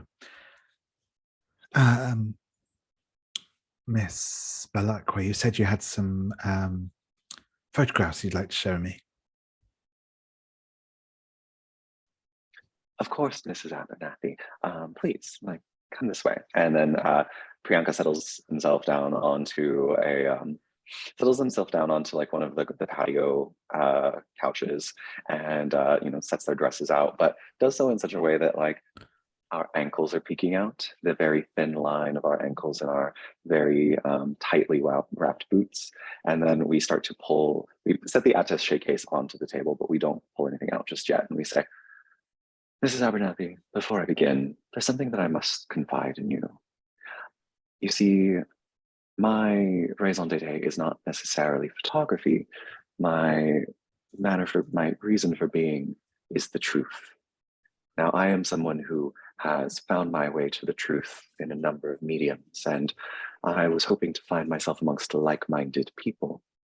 You see, finding the truth requires opening oneself up to a number of experiences and a number of expressions and a number of tools in order to see things the way they truly are. And before I share with you my work, the thing I must ask you is, could you please tell me, how do you find the truth? I am investigating.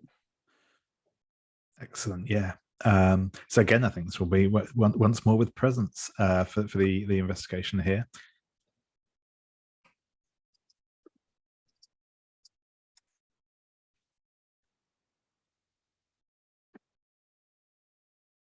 That is a 12. Excellent. So, Portia will say, well, Miss Bellacqua, I am so glad to see a lady after my own heart. You see, the camera first sees us, and then it reveals us. Many people don't like what they see in the image because they know it is the truth. One cannot hide from the lens, no matter how hard one tries.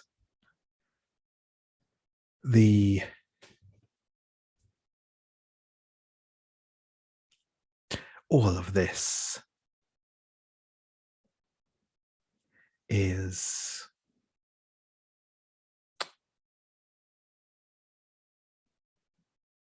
this set dressing. It serves a purpose, of course. The artificial nature of it, it doesn't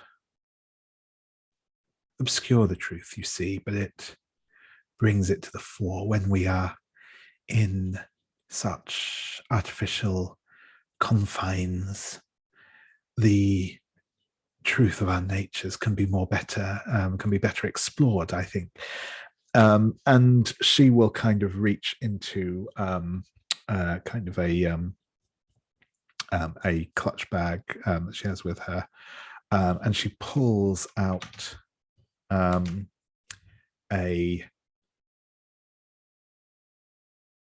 bundle of paper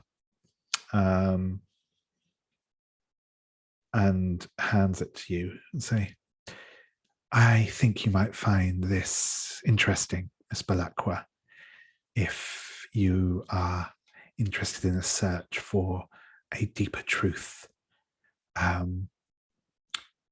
It's a play called The Ecstasies of the Pythia. My husband and I discovered it some years ago. I think you will find what it contains most enlightening. And she'll kind of release it into your grasp.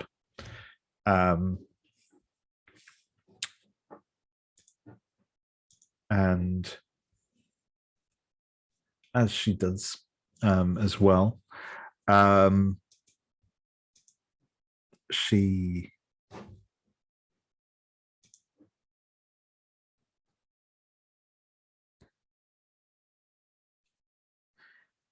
as she hands it over to you,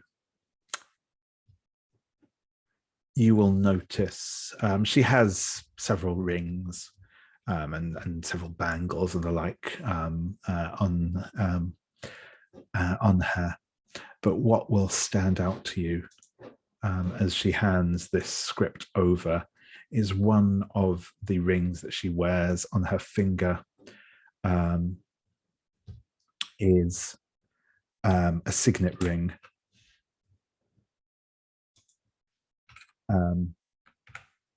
All in gold with the shape of a falcon's head embossed in it.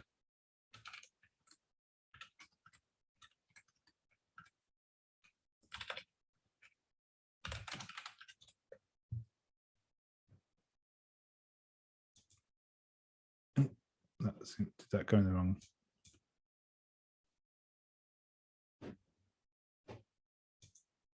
I put that in the wrong place.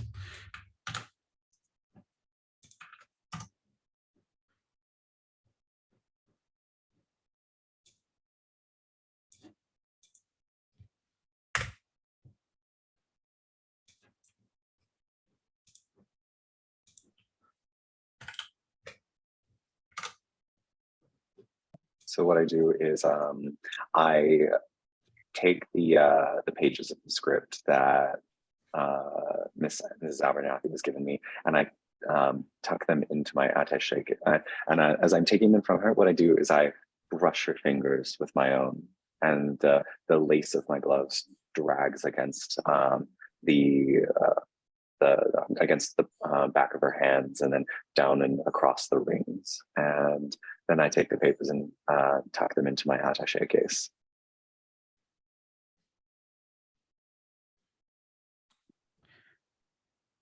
Excellent.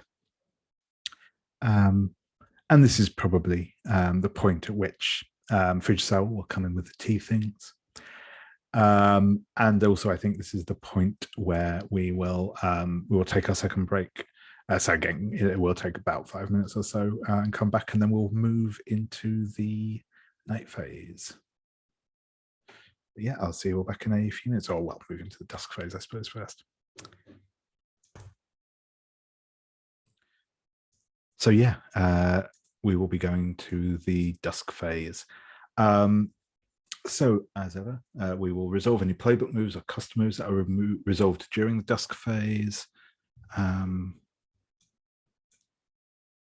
I don't think we have any unless you're planning on getting tooled up, Lady Camila. Though this probably doesn't seem like a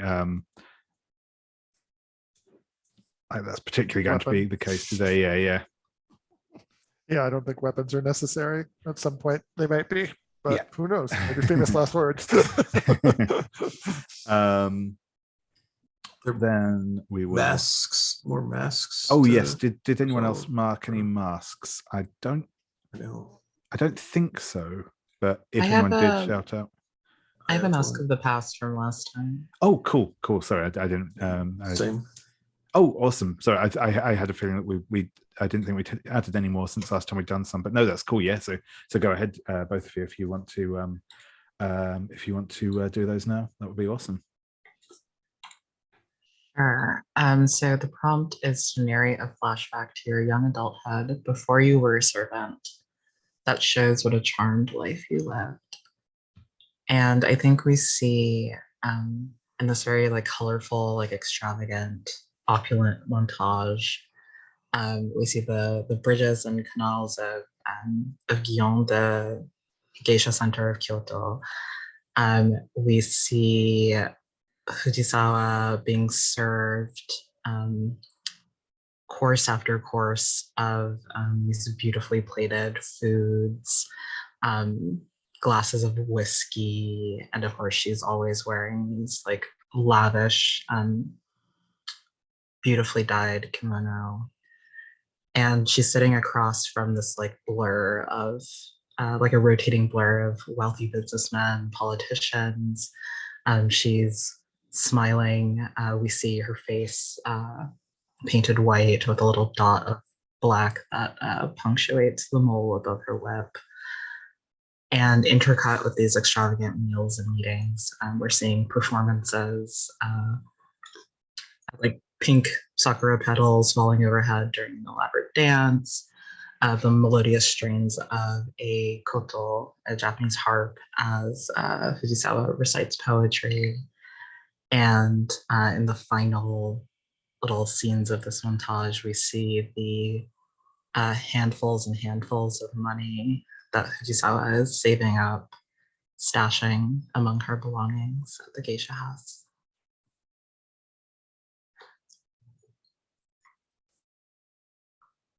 So that was great. Thank you very much. Yeah, Alois, if you want to do yours as well.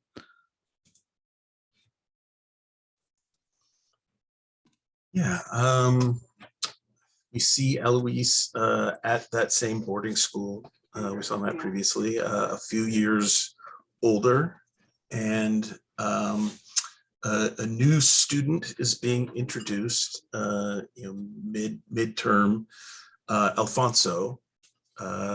He's from Spain. His father is like a diplomatic representative for Queen Isabella, and yeah, I think he's come to this lower end school because they've been willing to accommodate that. Instead of attending religious services with the other students, he goes to a nearby Catholic church, and yeah, he is he gets. How am I phrasing that? He becomes like this storyteller among the other students, where he's telling these tales, lots of clearly like made up details, and he'll like as far according to his stories, he's good friends with Queen Isabella and has conversations with her all the time, and he'll like have the conversation in Spanish and then translate it for everyone, and we see Eloise begin to teach himself Spanish. I think he gets from the school library, a copy of Don Quixote translated, and then one in the original Spanish. And from that, he's teaching himself Spanish because it's not offered at the school. And I think we see his hope is kind of to befriend Alfonso, who's like a more quickly making himself a more popular member of the school. But then once Eloise becomes more fluent in Spanish, he starts to he understands the things Alfonso is saying to himself in Spanish, and realizes he's probably being a lot more revealing about himself than he would do if he realized someone understood what he was saying, because he's expressing his own like insecurities in Spanish, and then lying about what he's saying when he translates it. And I think the crush that he has on Robert, who's one of like the older, bigger athletes. He's maybe we recognize him as the person who was it's not a pitcher. What is it in cricket? Bowler? I think he was the bowler that Eloise hit his game-winning cricket ball off of. And yeah, so Eloise realizes he kept his knowledge of Spanish secret a little too long, and if he reveals at this point to Alfonso that he understood what he was saying, that it would be extremely awkward, and so he just keeps it to himself. Awesome, thank you very much. So with that, we will go on to our paint the scene for Hargrave House. So I think today we will go for the salon, I think today. So this is about 4 or 5 down, I think. Yeah, about 5 down. What do you see in this room that makes it the most comfortable spot in the entire house?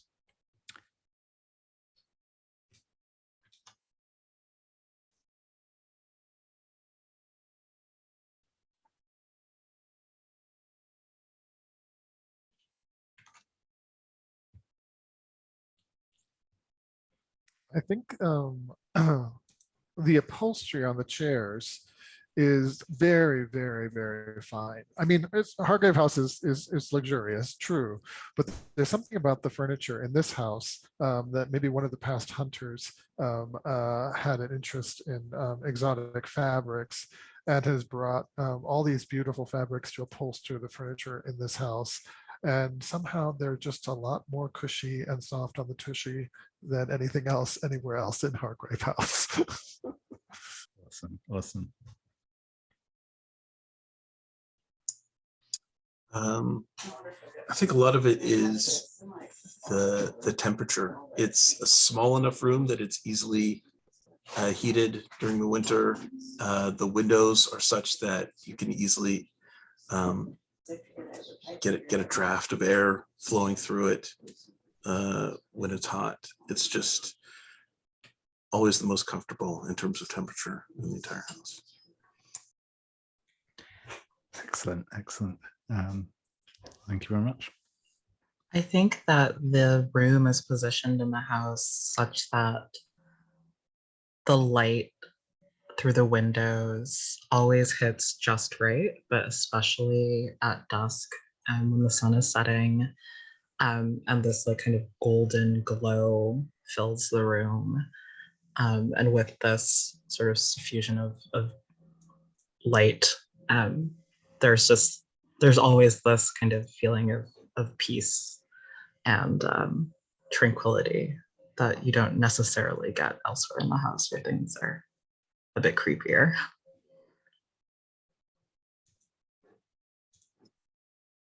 Then late at night, when the hunters have returned after their midnight reckonings, this room is often the one that feels the safest because there are a number of lamps that are hung throughout the space that are covered in all sorts of different colored glass, so that when each of their candles are lit, the room is painted in ambers and reds and oranges and sherberts, and it plays over all of those different things that fill the room and makes it feel warm and heart-like, almost like it could be the single safest room in the entire house. Excellent. Thank you very much. So, I will check in first, actually, before I go and before I ask what you want to get up to this evening. Does anyone feel like you have an answer for the creature of Cremon Gardens yet? The first question, that is, of course, which is if the creature is real or a hoax. If not, that's cool. I just figure you've potentially got enough clues at this point that you might be able to string something together. But if no one has any immediate ideas, that's cool as well. I think we should try to answer the question just to move forward on that threat. And we have 5 clues. I don't have an immediate jump. Let me look at them though.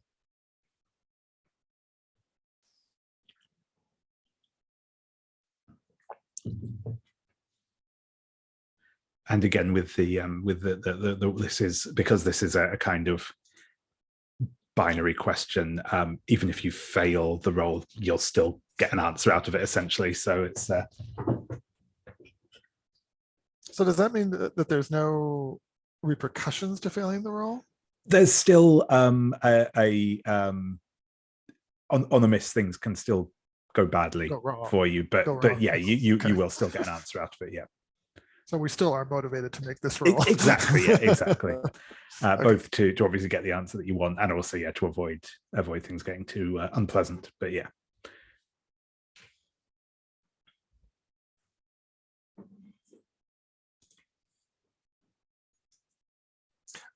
One thing that occurs to me is that there might be a way of weaving the clues together for the fake answer. That's just a tall tale of sailors that someone has latched onto for some purpose of undermining Cremon Gardens for some reason.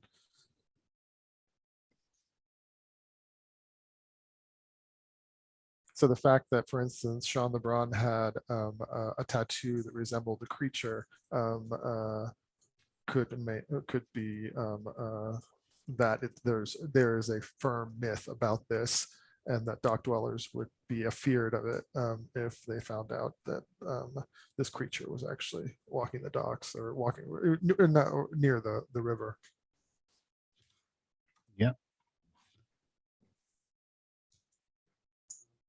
Yeah, and we don't even need to figure out why it's a hoax, just that it's a hoax for now. That's right. Yep. Yeah. The why kind of comes into the second question. So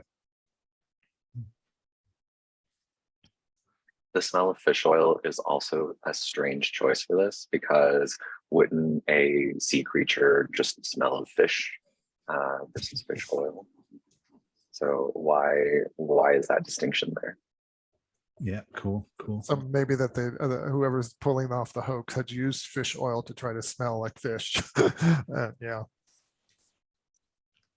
I think the apparition of the drowned woman could fit in because maybe there is something kind of spooky and creepy going on in the waters around Cremon Gardens. It's simply not a fish man though. And whoever is perpetrating the hoax has sort of taken advantage of that real fear or something that's actually real that's out there and is spinning it to their advantage. Yeah, I like that as an explanation. Also, anyone can make up an unusual song. Yeah.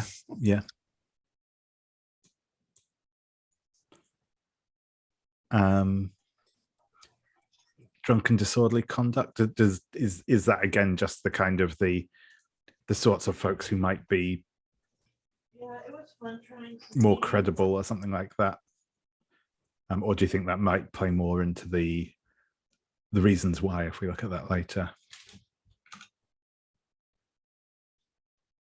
I mean, if we go for the plot, I mean, I'm just going to go full Scooby-Doo with it. Like, probably somebody is like trying to disrupt the businesses at the gardens to, drive people away and therefore drive property values down so that they can scoop up all of that prime real estate. Everyone wants to live. And what better way to do that? What's that? Everyone wants to live on Shane Walk. Yeah. And I mean, what better way to do that than just make it not only spooky, but then also that people are picking fights and it's like a dangerous place to avoid. So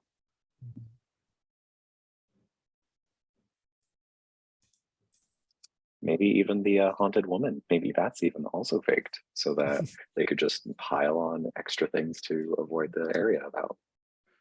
Yeah.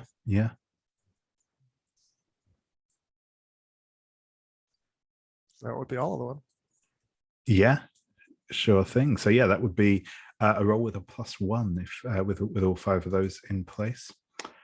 So does someone want to make that roll?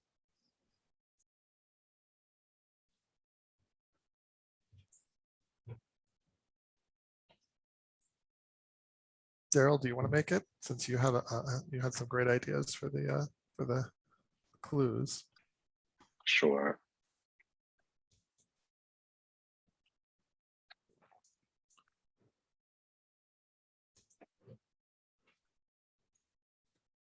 That is an 8. An 8. So you are correct. There is a hoax being perpetrated. There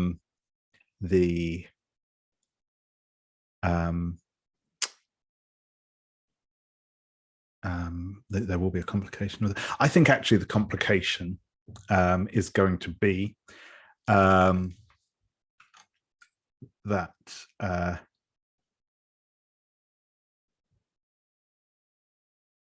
you are going to be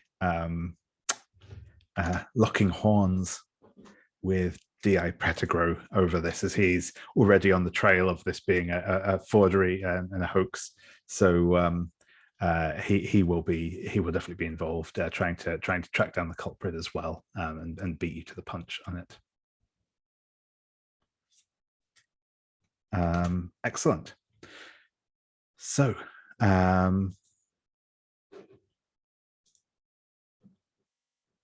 just scratch through that one. So with that said, what do people want to get up to this evening, and I'll start this time. I'll go in character keeper order. So, Lady Camila.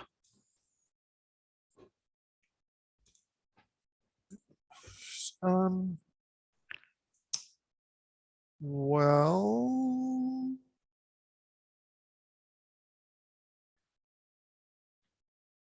so one thing that I want to be able to do is I have a scene where Lady Camilla asked Eloise how his work went today, and he has to make up a fucking story about lying to her about hiding the clue and all of that stuff, and also the conflict with Pettigrew. So if we're in a scene together, I would love for that to be able to play out.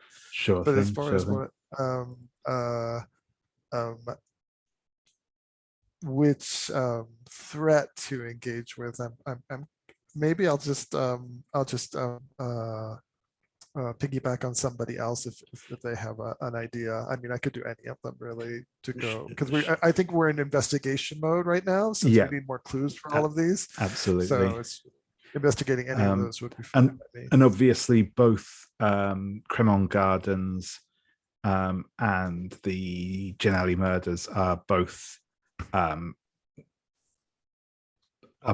of quite night-centric. I'm fine to do either of things, those, either kind go of to the thing. bars Yeah. or to go to the pleasure garden again Yeah, in a awesome. different outfit. Awesome. Yeah, so Fujisawa. If they will have me, I will continue serving Miss Bellacqua tonight. And whatever they do. Yeah, sure thing. And Miss Bellacqua. I think that Miss Bellacqua wants to return to the Society Obscura to see just how libertine those photo shoots get to in the evenings. Yeah, absolutely. And you know, spoilers, the answer is pretty. That's a big part of the draw for probably most of the members. Yeah, Eloise. I've got a question about our NPCs who we've accumulated. Yep. Anybody could make use of any of them, right? That's correct. Yeah, they're not specifically tied to the person that selected them or what have you. You can go and visit any of them at any point. So I was also kind of looking at the Watley camera, and I was looking at the man in the sun mask. He's our expert on other worlds. Yeah, absolutely.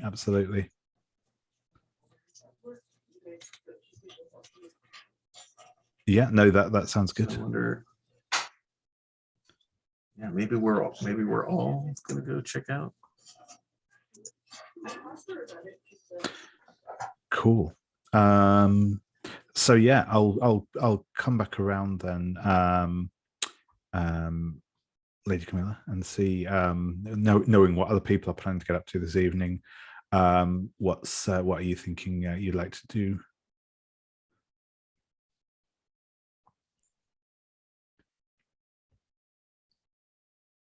Now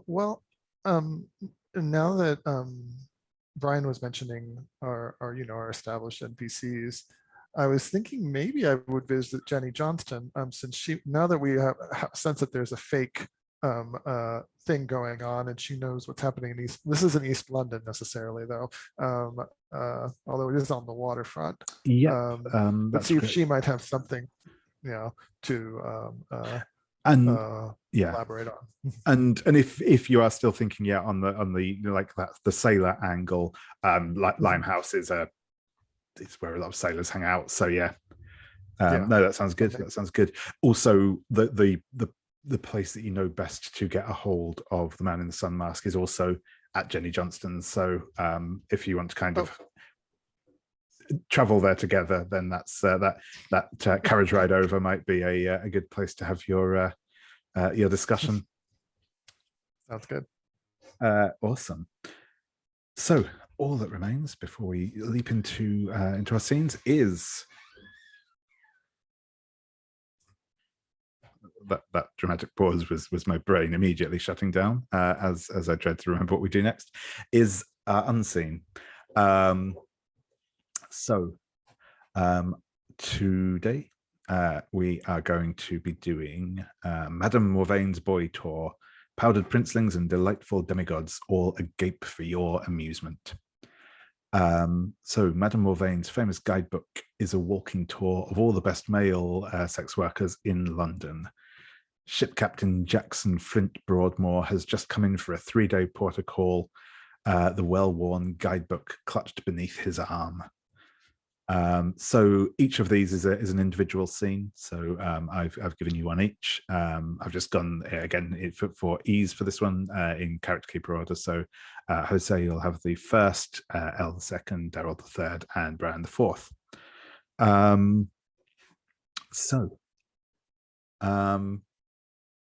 With that, Jose, if you are good to go with the first prompt on there.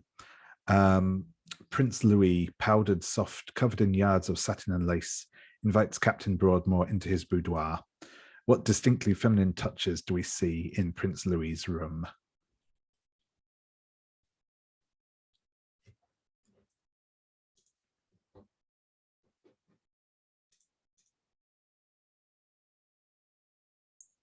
Sorry. So I imagine Prince Louis's room is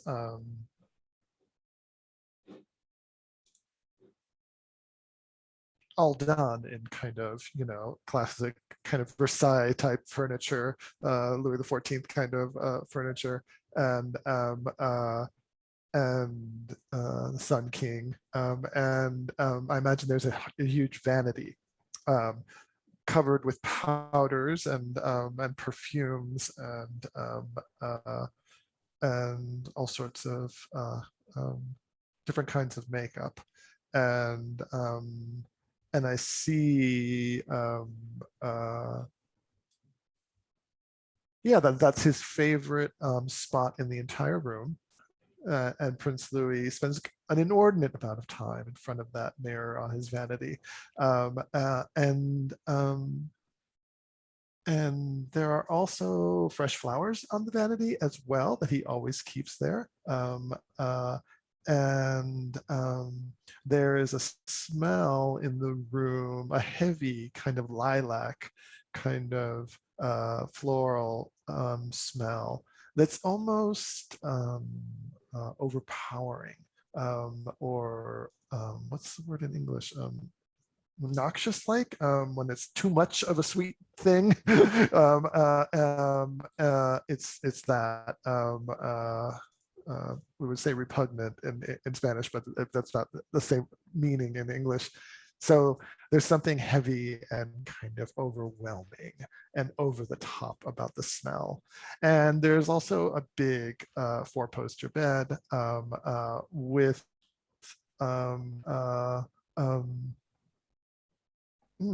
frilly pillows and shams and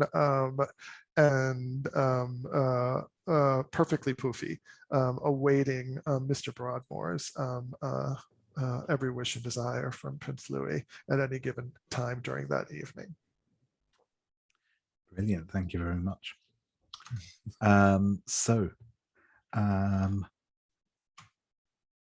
Miss Bellacqua, Fujisawa, how does it look as the two of you return to the Society Obscura?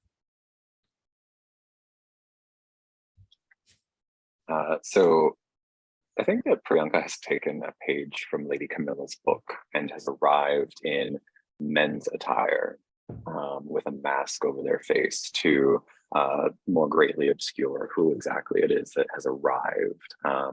Basically, every inch of skin that can be covered has been covered. boots, gloves, a veil across the face, adding a decidedly feminine feature to the otherwise very masculine presentation, and also very uncharacteristic for Priyanka. It is all in black. One would almost think that this person was in mourning, but they're actually here to have potentially the time of their life. I think Fujisawa is also presenting in a way that she normally doesn't. I think she's wearing she's wearing Western dress. So we see her for the first time like corseted in this like beautiful long dress, perhaps borrowed from Lady Camila, or perhaps found discarded among a former hunter's belongings. But she is also wearing a mask, I think, perhaps a white mask, kind of mirroring the fabrics that Priyanka typically has over their eyes. And I think Fujisawa will lean in close to Priyanka and say, it suits you quite well, this outfit, if I may say so. Priyanka looks down at themselves and stretches out a little bit, tries to take a look at everything and says, "Do you think so? I feel horribly uncomfortable." I know the feeling. And then Priyanka looks at you and says, "Yes, I don't think English attire works in your favor either. You look much more yourself in silks." I feel like that boy at the Society Obscura looked. Wearing an ill-fitting costume that barely appropriated what should have been the real thing. Yes, well, I'm glad you said it, not me. Well, if I can't say it in front of you, who else can I say it in front of? I think Fujisawa kind of looks down and almost blushes at that. I think she's been very pleased today at what has felt like her and Priyanka going back into a more typical rhythm. Because I think that with the recent mirror incident that they didn't really ever talk directly about, and also the night with James Whistler, which Fujisawa knows Priyanka doesn't know about and has no reason to believe that she would care about, but still weighs heavily on Fujisawa.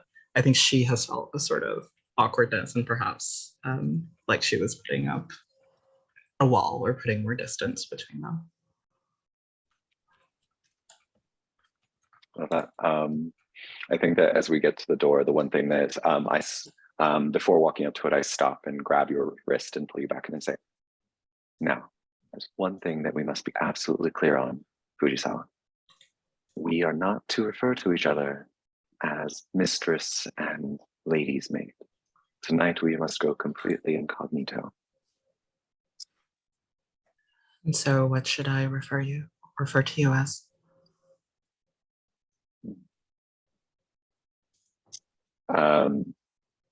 Priyanka taps their chin, or taps the chin of the mask that's over their face and says, "I don't know. What should you call me?"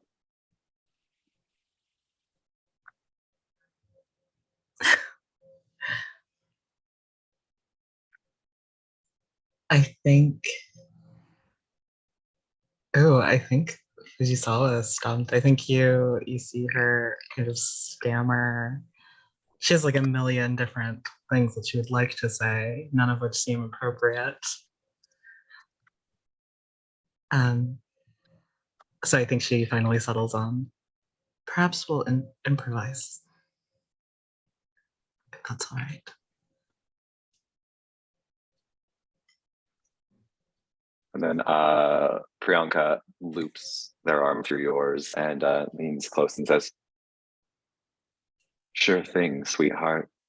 And then you just hear a titter. It's like, I heard that in a play once. It sounded very American. Do you think I pull it off?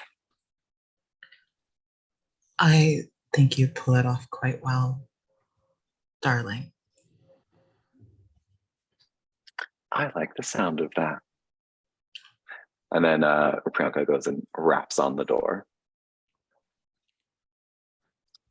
Yeah, and after the customary couple of moments wait, the door will be opened.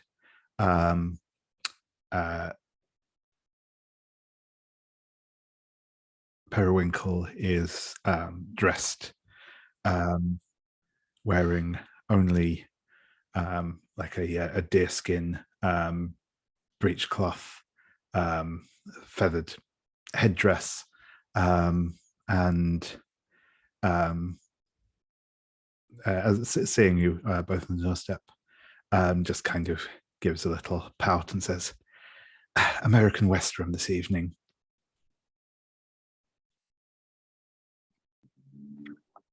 Priyanka realizes that must probably be referring to, like,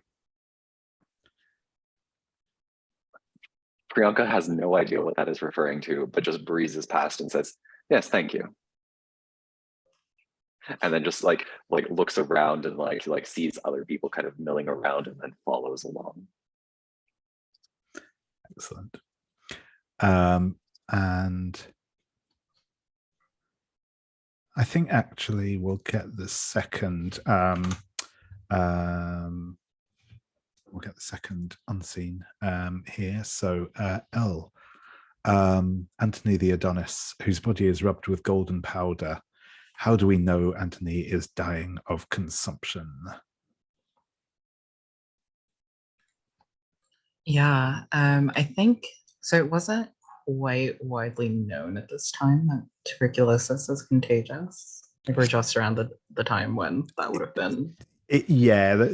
About to find it. It's not widely known at the minute.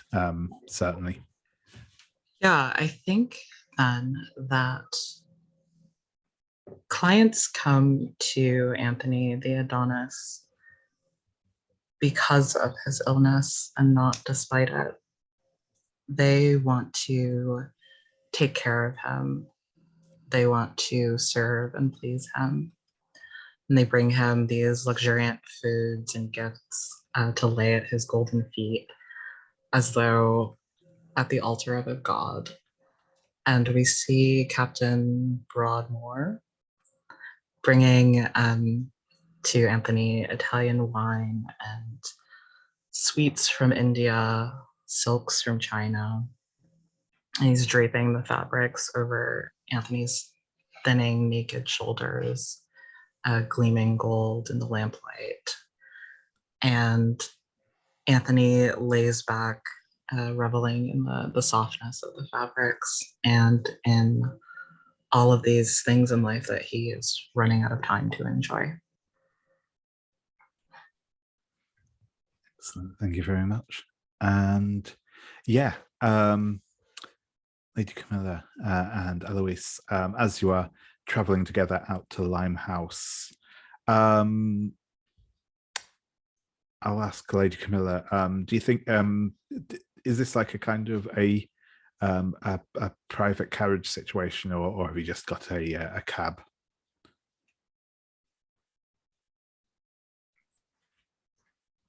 So a cab might have other occupants, you mean?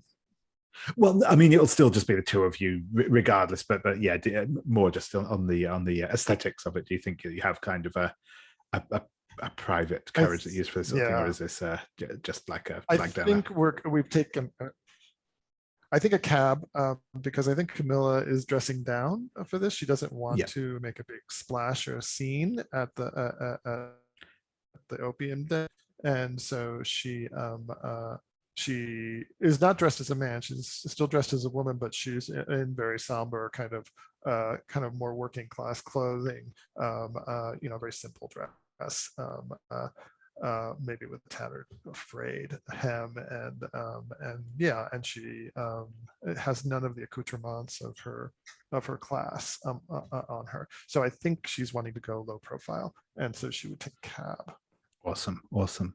Then yeah, I will let you have some time to talk amongst yourselves. So I just see them both in the cab, facing one another, bumping along, and I guess Lady Camila will start. My dear professor, you went to see the supposed victims of this fish creature. What have you learned?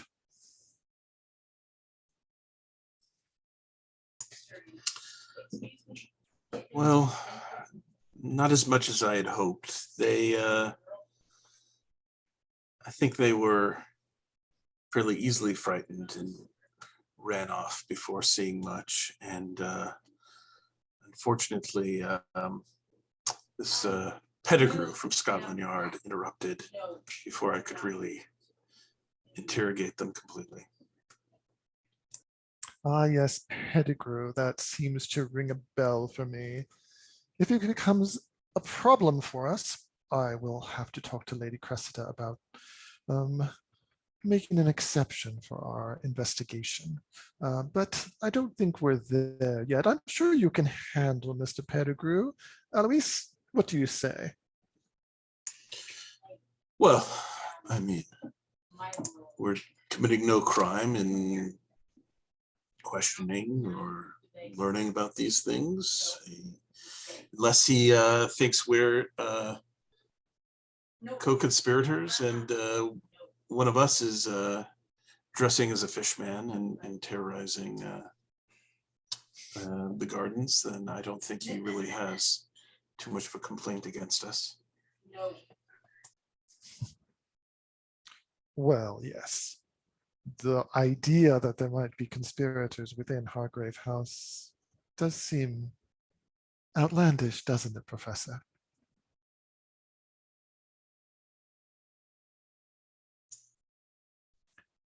Although I am dismayed that many of your jaunts out during the day have left you empty-handed on any information that might support our inquiry. I've been most impressed when we've gone out together, Professor, especially in your amazing takedown of Daniel the Lurker.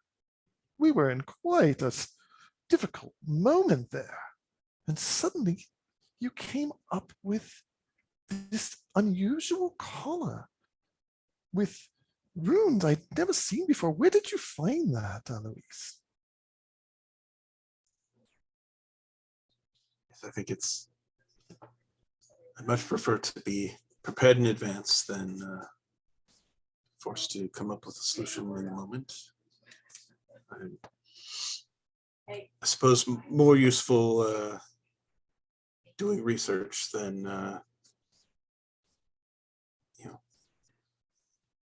tracking down threats in person most of the time, but I do my best.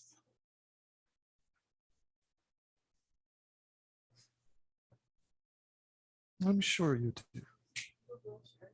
Still, and she just gazes out the window and signaling the end of the conversation.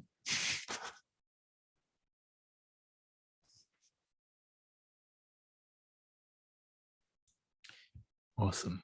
And then we could cut there, unless you have something else, Eloise, that you want to say. Nope. Cool. So I think at that point, yeah, you will pull up nearby Jenny Johnson's. And as you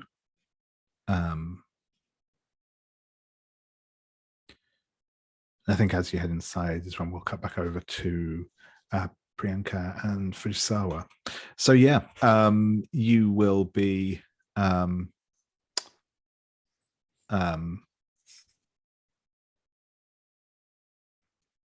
you'll kind of be led into one of the just a sort of general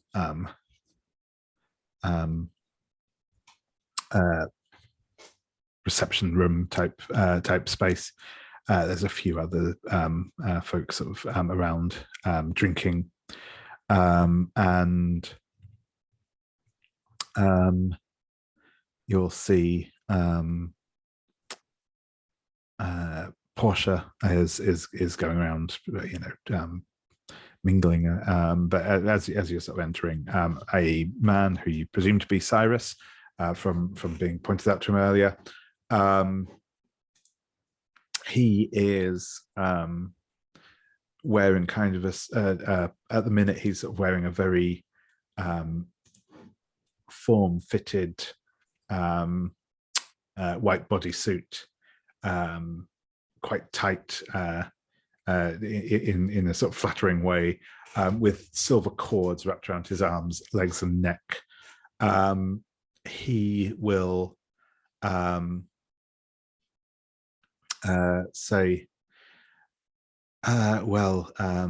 ladies and gentlemen, tonight will be our next stop will be the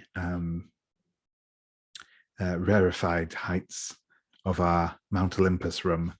So I look forward to seeing you all there shortly. Obviously, feel free to continue enjoying your drinks and so on and so forth. Further wine will, of course, be provided. It may not quite be nectar, but it is, I can assure you, a pretty good vintage. And he'll kind of grin.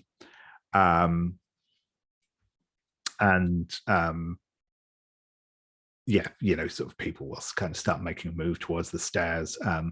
The Mount Olympus room is obviously at the very top of the house.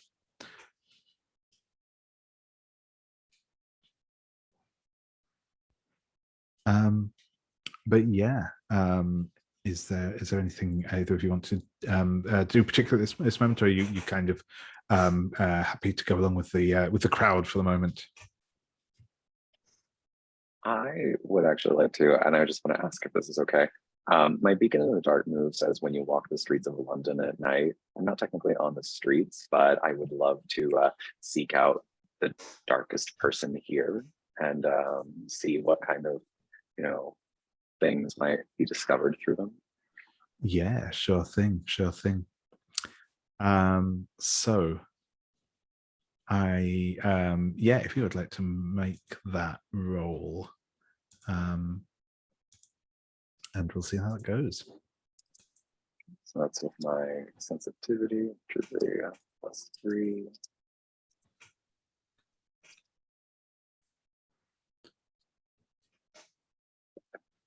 That is a 6. Oh dear. So I think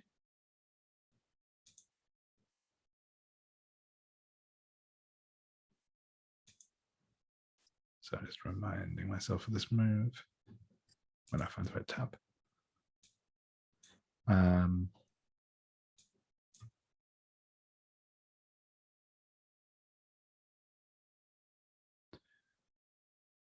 Yeah, cool. So, as you are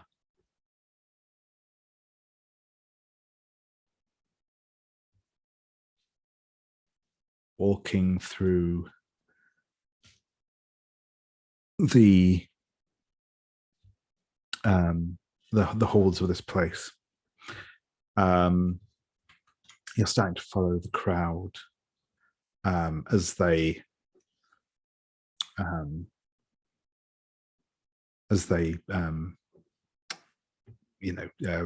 make their way up, but you find your steps taking you to a different door.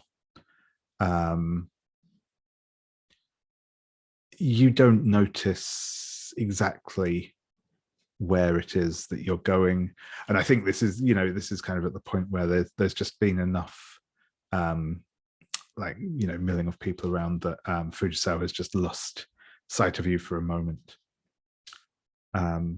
As we see you entering a room with a copper plate on it saying the astral plane room. And as you step inside, we see this sort of very abstract, very bizarre, very bizarrely decorated room. And the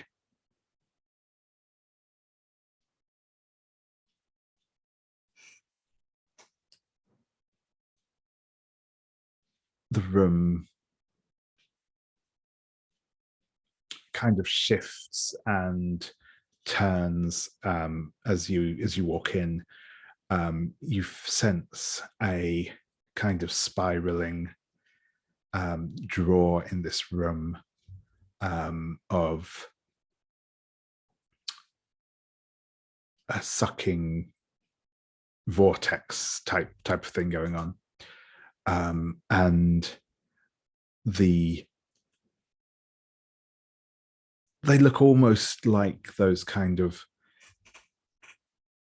dark, shadowy tendrils that we've kind of seen manifesting before, but these are kind of shot through with points of light, like the night sky has taken form, and it will grasp and encircle you and pull you through into the fragrant void.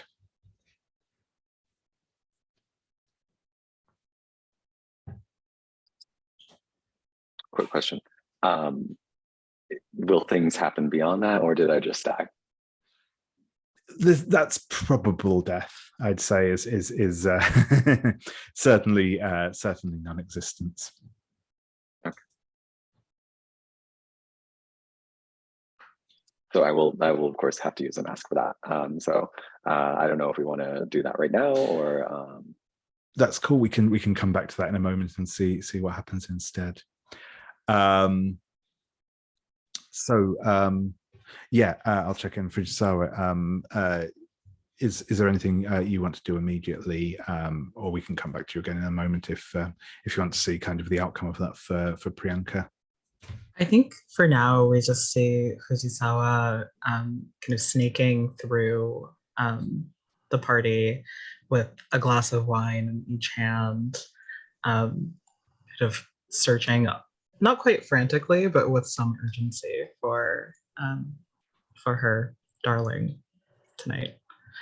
Not quite knowing what to do with herself at this party without Priyanka at her side.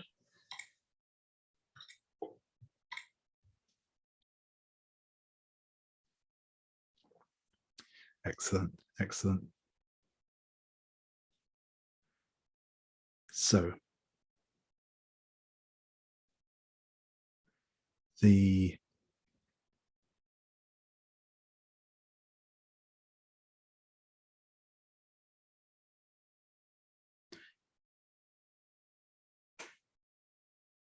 I've just been kind of double checking something on here. You can technically, if you wish, Priyanka, being drawn into the void is not necessarily certain death, but given the situation you're in at the minute, it is probably likely to be.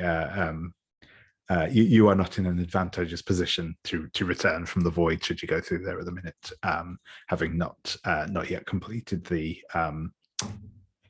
answered the question.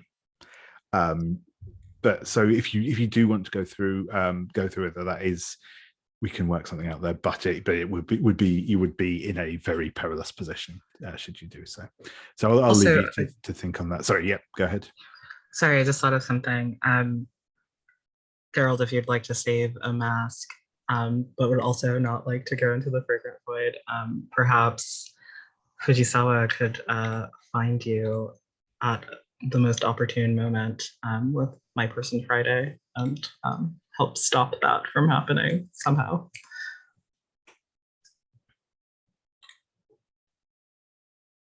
Yeah, I'd be up for that. Yeah, I mean, I'm fine either way. I would be okay with to burn the mask, but we've never actually used that move, I don't think. So why don't we do that and then just maybe have like an action scene around like, you know, getting almost sucked into the void. Yeah, that sounds good. That sounds good. Cool. We'll come back to that in a moment then. And if you want to be thinking Fujisawa and what you have with you that might be of aid in fighting against a otherworldly entity extruding itself into the mortal realm, feel free to come up with that. But yeah, we'll cut back. Actually, we will get our next unseen. So I think this will be back to you again, Darold. So yeah, Gianni, an Italian temple, olive-skinned, breathtaking. How do we know Gianni is having the time of his life?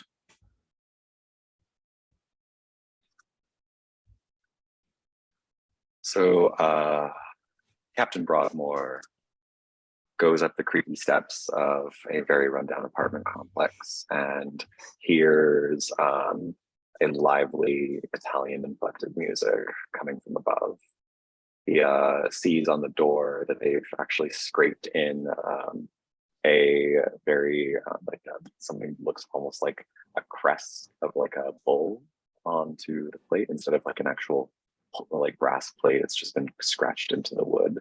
And then when he pushes the door open, he sees a large, empty, like a middle-sized apartment, a bedsit kind of thing, where there's a kitchenette on one side, but there's a curtain that's been hastily drawn over it. And there's all sorts of bric-a-brac and detritus that looks like it has been cobbled together from dumpsters and yard sales and antiques shops that give the overall impression of Italy. And in the middle of the room, where there's nothing else really to be said about the apartment, there's a giant of a man, tall, dark curly hair, glistening oiled skin, and the biggest smile on his face. And he is surrounded by the bodies of a number of different people who are in various states of undress, but who are all simultaneously worshiping him as though he were the god. And he looks at the captain and just smiles again and like lifts a finger and like, you know, summons him forward. And so as the captain falls to his knees and takes his place down on the floor between his knees,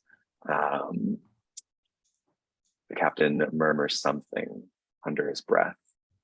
And Gianni puts a hand through his hair, pulls him up and looks him in the eyes and says, "Darling, I like the sound of that."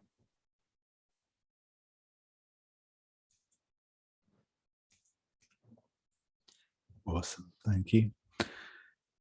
So, Professor, you will find the man in the sun mask in his customary garb,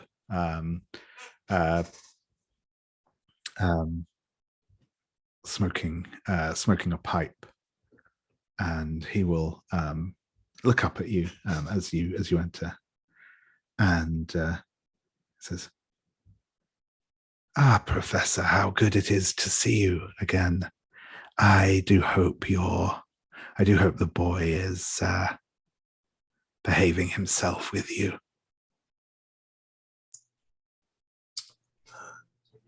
My understanding is he's being well taken care of. Good.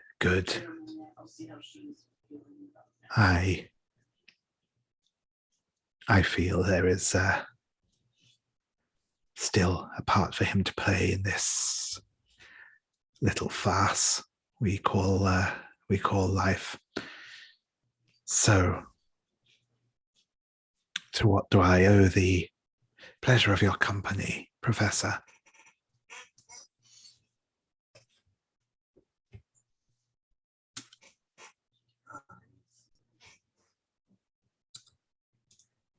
We are investigating the workings of the Watley camera.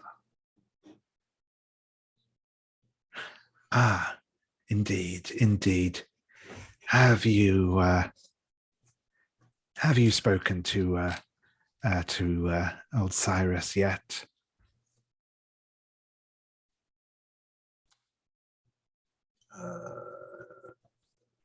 Okay, meet Brian does not recognize that name. Should I recognize that name? Mr. Abernathy, one of the people that runs the society.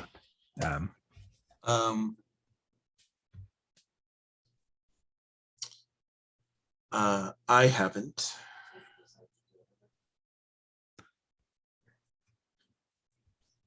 Well, I believe he's familiar with the Watley camera. Oh yes, he is the current. What's the best word to use? It resides in his presence. Let me put it that way.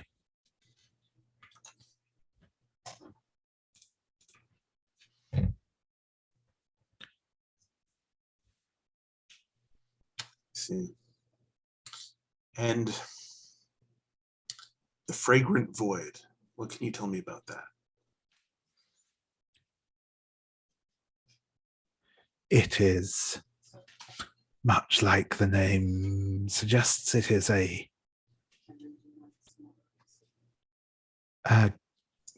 emptiness, but a productive one. It births many strange things. It lurks between the worlds. Those with sufficient skill or a particular fortune can navigate its strange eddies and find themselves in all manner of places.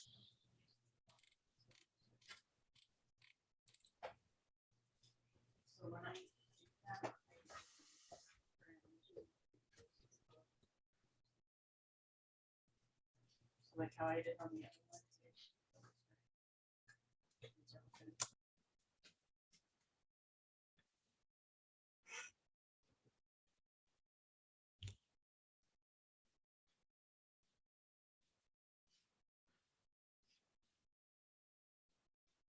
What do you hope to find in the void, Professor?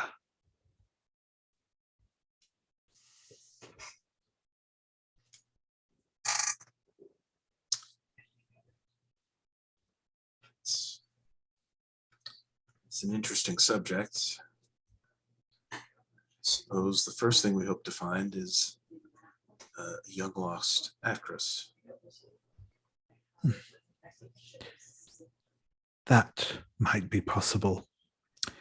It is difficult to say. Time and space work in a very different way there. If she can be found, I could not tell you, but I wish you every luck with it.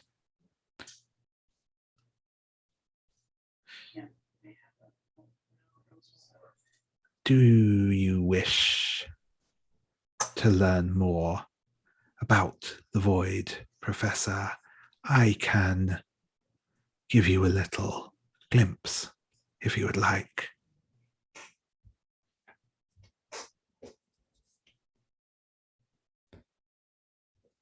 Yes, please. Very well, Professor. And he will load the pipe and light it again and hold it out to you. Do enjoy, Professor. I'm sure it will be most enlightening.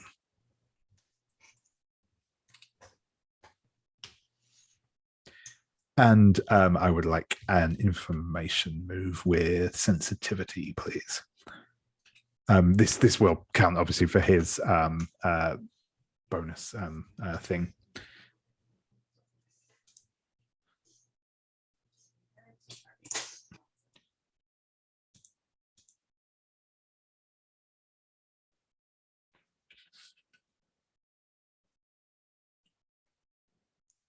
That's a 9. 9. Cool.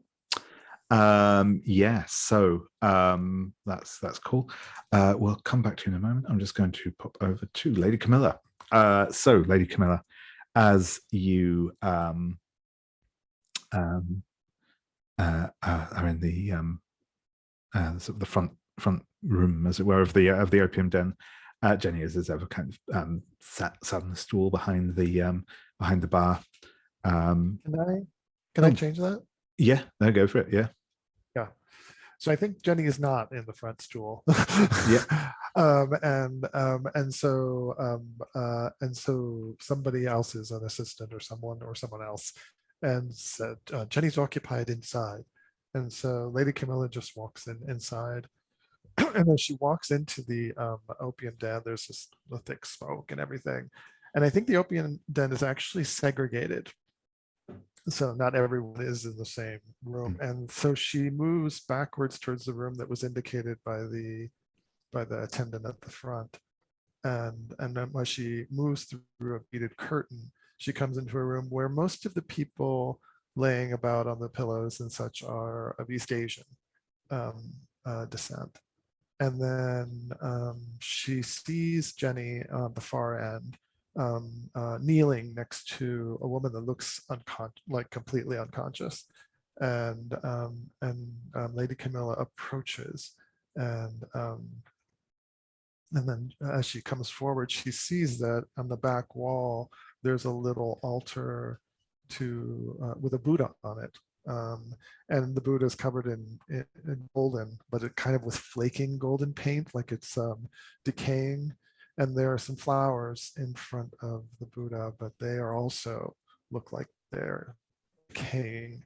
And there's some decaying fruit in front of it as well. And so with the heavy cloying sense of the opium and the flowers decaying, Lady Camilla stops for a moment and puts a handkerchief to her mouth that she might retch just a little bit. And then she reaches out and puts her hand on Jenny's shoulder and says, "Miss Johnson, may I have a word with you?" And yeah, she will kind of just say something in Chinese to one of the other people, and say, of course, Lady Camilla, anything I can do to help. And she'll kind of get up and lead you outside. But in fact, she might lead you kind of out through a back door. So I kind of stood in the fresh air, or freshish air. So Lady Camilla can lower her handkerchief from her nose as they exit, and says, "My dear, I know you have many responsibilities here. So I won't take up too much of your time. But I know you have your ear to the ground, so to speak, or to the sea, perhaps it would be better put, and know the ways of the sailors here in Limehouse. We have reason to believe that some set of sailors or seamen types are causing some trouble in Chelsea, at the Cremon Gardens in particular. Can you think of any reason why sailors might have an investment in ruining a pleasure garden in Chelsea? It seems odd, but if anyone knew, I thought it might be you." Yeah, and if I could get an information move with presence probably, and we'll see how that goes.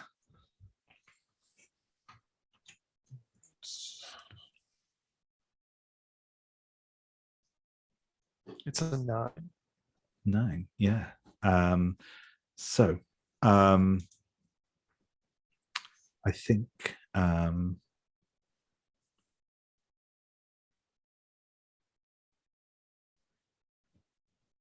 she'll say,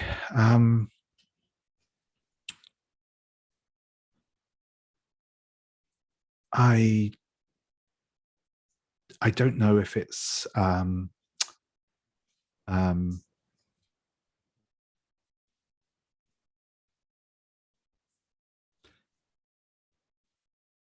I don't know if it's exactly related to what you're looking into, Lady Camilla, but what I have seen is a number of sailors have recently been carrying this, and she'll pull out from she'll sort of kind of head back into the opium den for a moment and come back with a just a small, like thin, like pamphlet type book. These books of hymns sailors have had. I don't know if it's connected, but they are a little strange.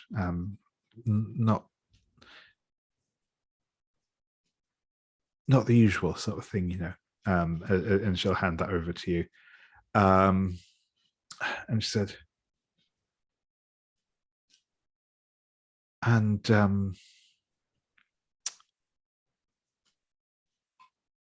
someone left this as well the other evening, and she hands over a piece of carved whalebone that shows like a kind of fish man rising out of the water, scrimshawed into it.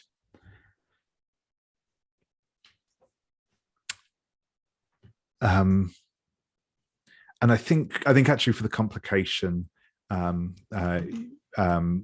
just going to give you the condition cloying scent, as that the kind of the smell of the opium, just like it's got into your hair, and yeah, it's I'm a little wobbly on my feet. Yeah. Sure.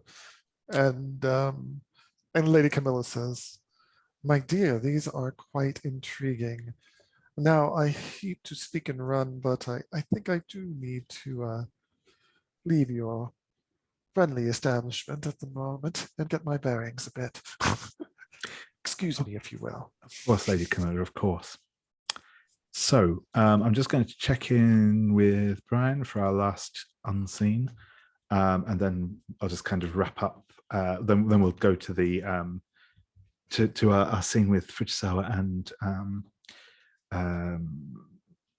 Priyanka, and then we'll wrap up the clues from your experiences in the with the void, Brian. So yeah, for the last unseen, Thomas, a rather plain young man, barely a man really, who is clean and able.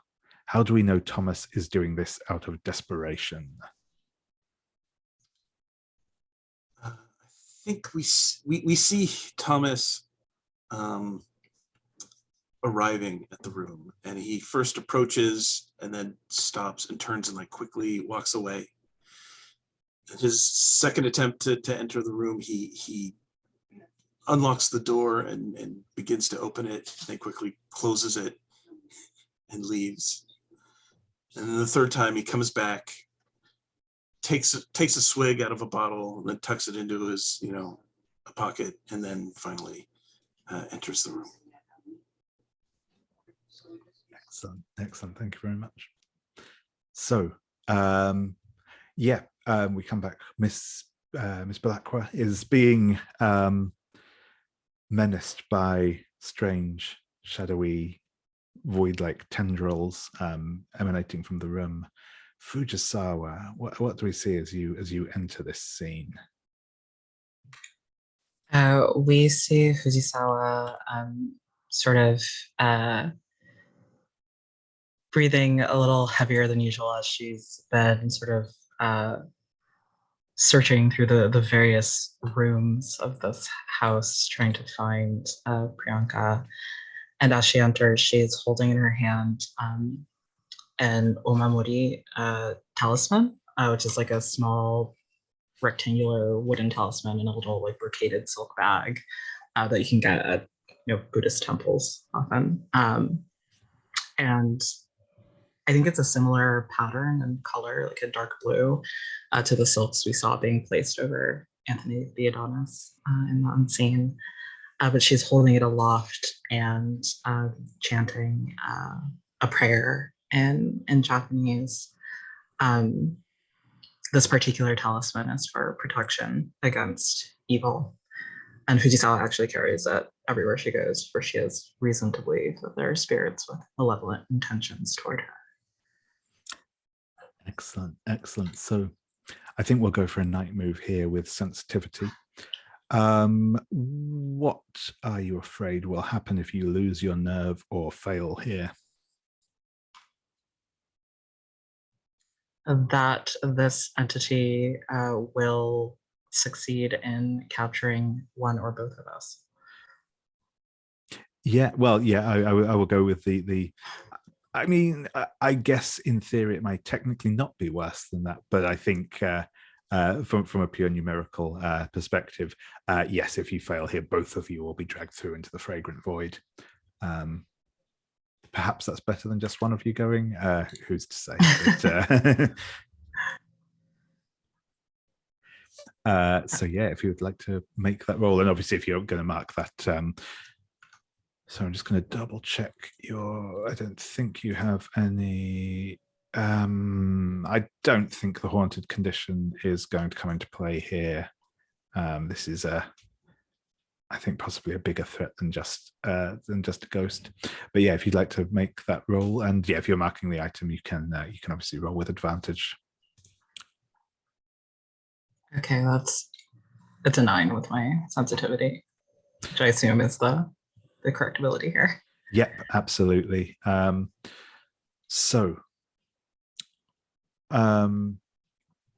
are going to be able to drive this entity back beyond, back into the void from this from the mortal realm. But if you'd just like to describe how that looks, and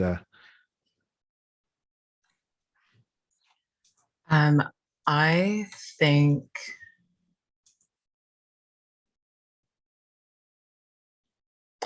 I think that as Fujisawa says this prayer and comes closer to Priyanka, we see the tendrils sort of shrinking back from her, almost as though she's like physically stepping on them, and they're kind of like yanking themselves away and receding. And I think by the time she is right next to Priyanka, I think kind of instinctively having put a hand around Priyanka's waist as though to anchor her to this plane, to this dimension. The tentacles have receded entirely, and a sort of brightness has seeped back into the space. excellent, thank you. And yeah, I am going to ask you to take a condition. I think I'll just go for a fairly simple one and go with drained. I think this has taken a lot out of you. The entity is powerful. You can tell that much, and it took sort of every last ounce of strength that you had to push it back.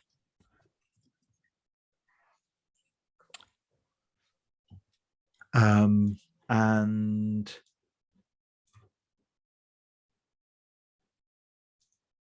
finally, Professor, as you take a draw on the pipe, the thing that seems strange is that rather than the acrid opium smell that was emanating from the pipe even just moments ago, it smells of warm spices and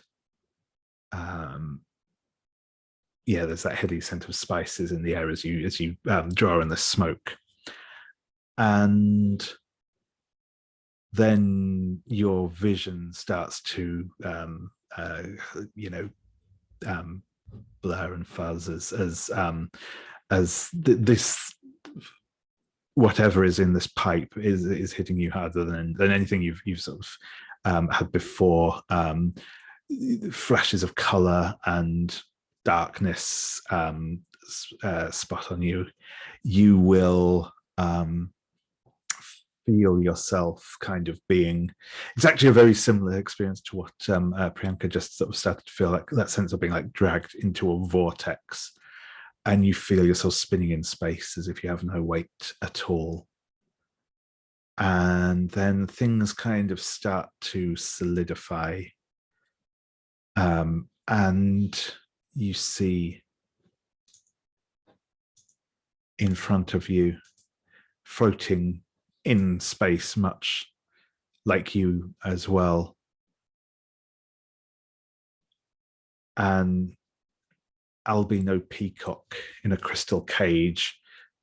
It said it's perched on a kind of perch inside the cage, floating there, and it eyes you, and it gives you kind of a look of surprising intelligence. And then all of a sudden you're back lying on this couch in Jenny Johnston's, and the man in the sun mask says, well, they do say the journey of 1,000 miles starts with a single step, Professor, and I think you have just taken yours. And I would like you to take the condition Sons of Another World. And the two clues got there for clarity, because there wasn't much, are the scent of warm spices in an unusual place, and an albino peacock in a crystal cage. And with that is where we will draw things to a close this evening. So we'll just quickly do our dawn questions while they're still fresh in our mind, and then we'll wrap things up there. So, Lady Camila,